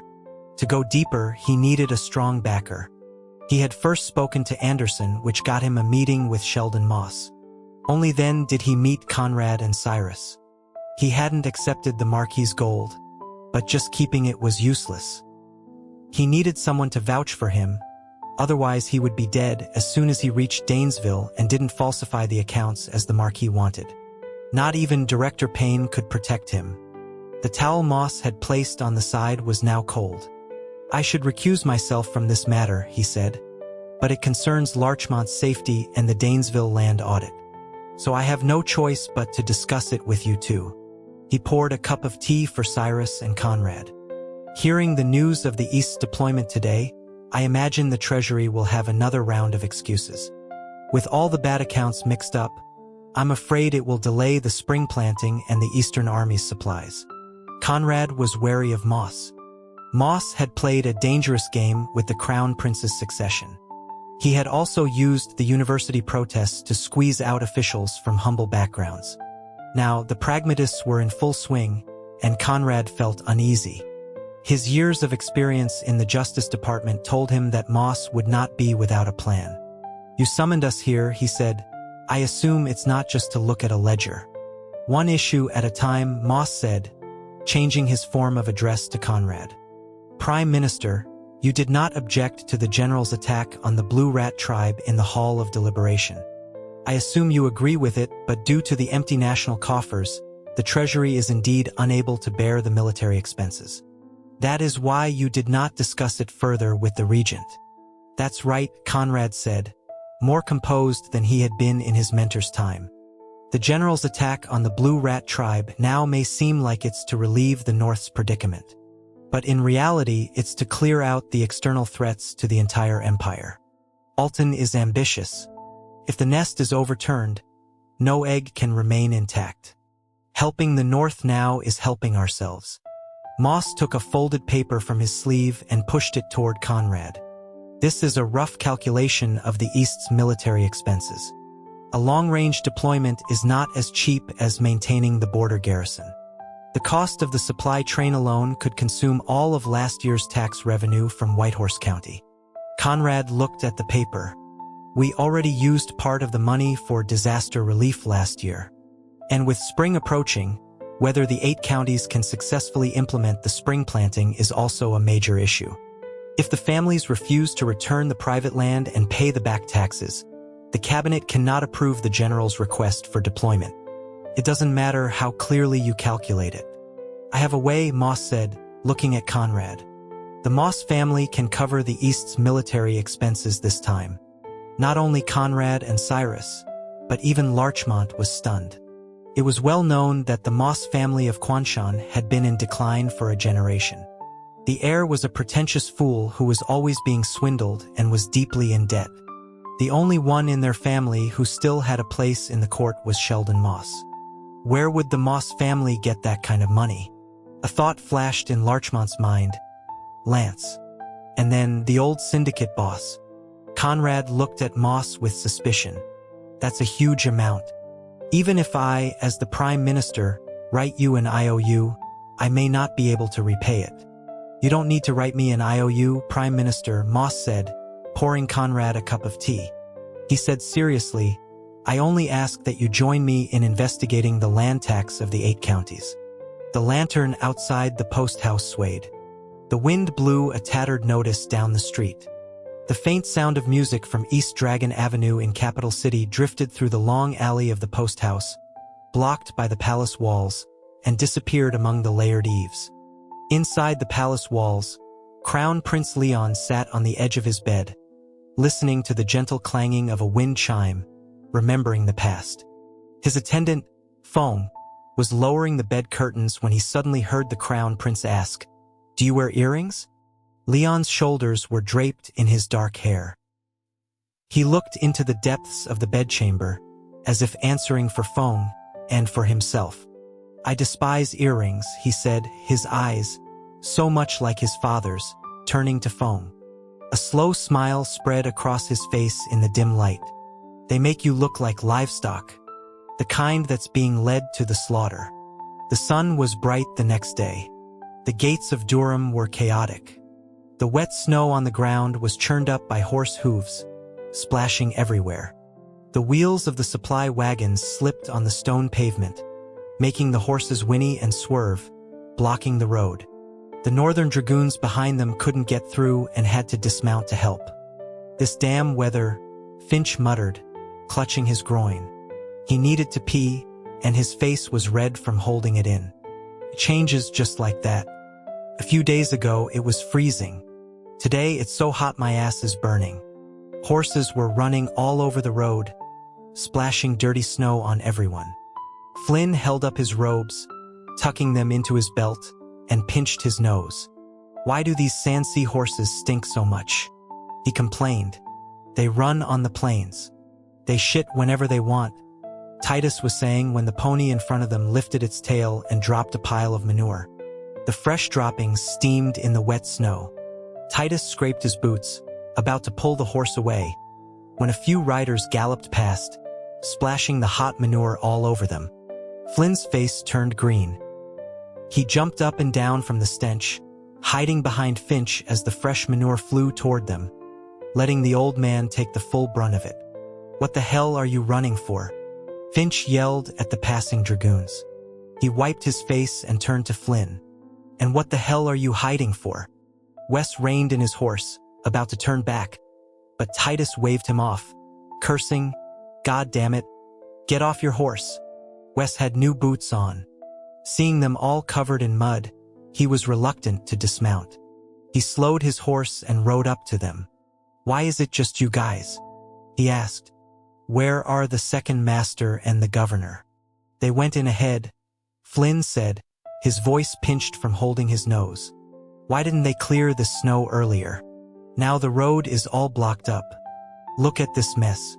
My master's white coat would be ruined the moment he stepped in it." Wes was flushed with victory and in a good mood. He was planning to buy them all a round of drinks in the next few days, so he wasn't annoyed by the scolding.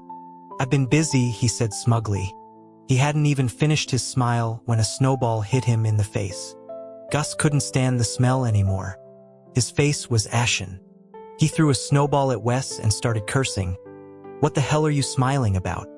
If it gets any hotter, the snow in the city will melt, and the shitty drains in Durham will overflow. The whole city will stink." Gus was usually a man of few words. Because he was raising Timmy, he rarely swore. He hadn't even lost his temper when he was humiliated by General Webb last year.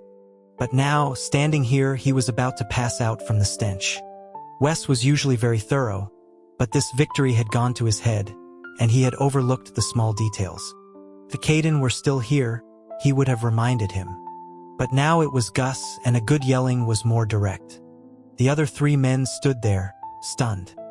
Finch, holding his bladder, stood in a line with Titus, waiting for Gus's order to start fighting.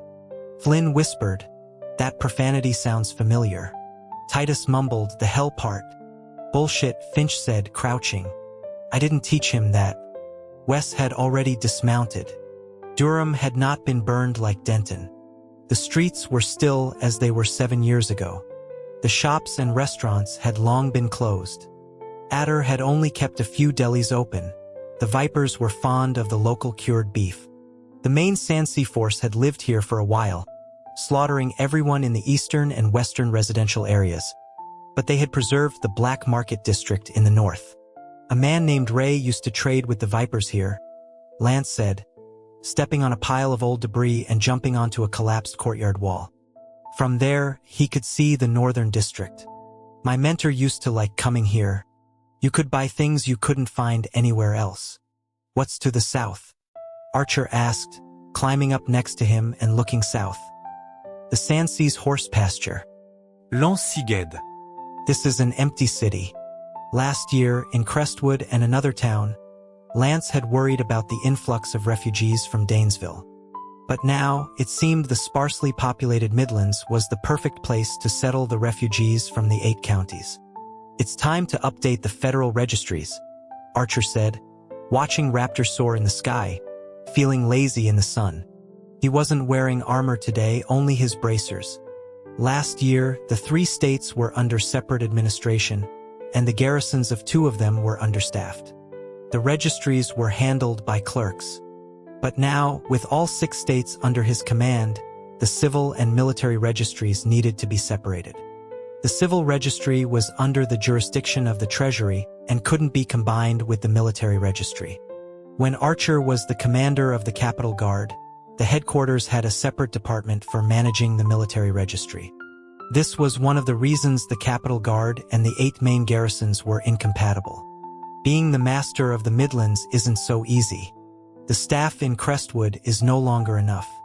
All 6 states need administrative offices and military command headquarters, as well as corresponding oversight. These things are not difficult. Reed can inspect the affairs of the 6 states, which is equivalent to an oversight role. I want him to be the Chief Justice of the Midlands. His performance evaluations in Capital City were excellent. He has experience in local fieldwork and knows all the tricks of the local governments. Although another man, Forrest, is not willing to work for me, he is willing to assist with the administration of the other 5 states, which solves my immediate problem, Lance said, watching Raptor fly back. There's no shortage of clerks. As long as the state governments open their doors, people will come. What we lack are officials who can manage the state's administration. Not only that, Lance also lacked generals. A man named Cole was temporarily in charge of military affairs in one of the states. It was fine for a short time, but Lance would not let it continue. Cole now held all 3 powers. The oversight was temporarily handled by Lance's agents, but they had no authority to interfere in the state's administration. If Cole had other ideas, as long as he was discreet, he could deceive Lance. To prevent this from happening again, Lance had to appoint suitable candidates for each state as soon as possible. Raptor landed on Archer's arm. We're also short on quartermasters, Archer said. At the mention of this, Lance thought of Leo Larchmont. He looked at Archer. Pity about Larchmont. Larchmont has a job with pain. It's not a waste, Archer said, smoothing Raptor's feathers. I heard in the latest report that Sheldon Moss is going to audit the land in Danesville. If he succeeds, none of the 8 families will be spared. It would be a major blow to them. There's no definite news yet, Lance said, jumping off the wall.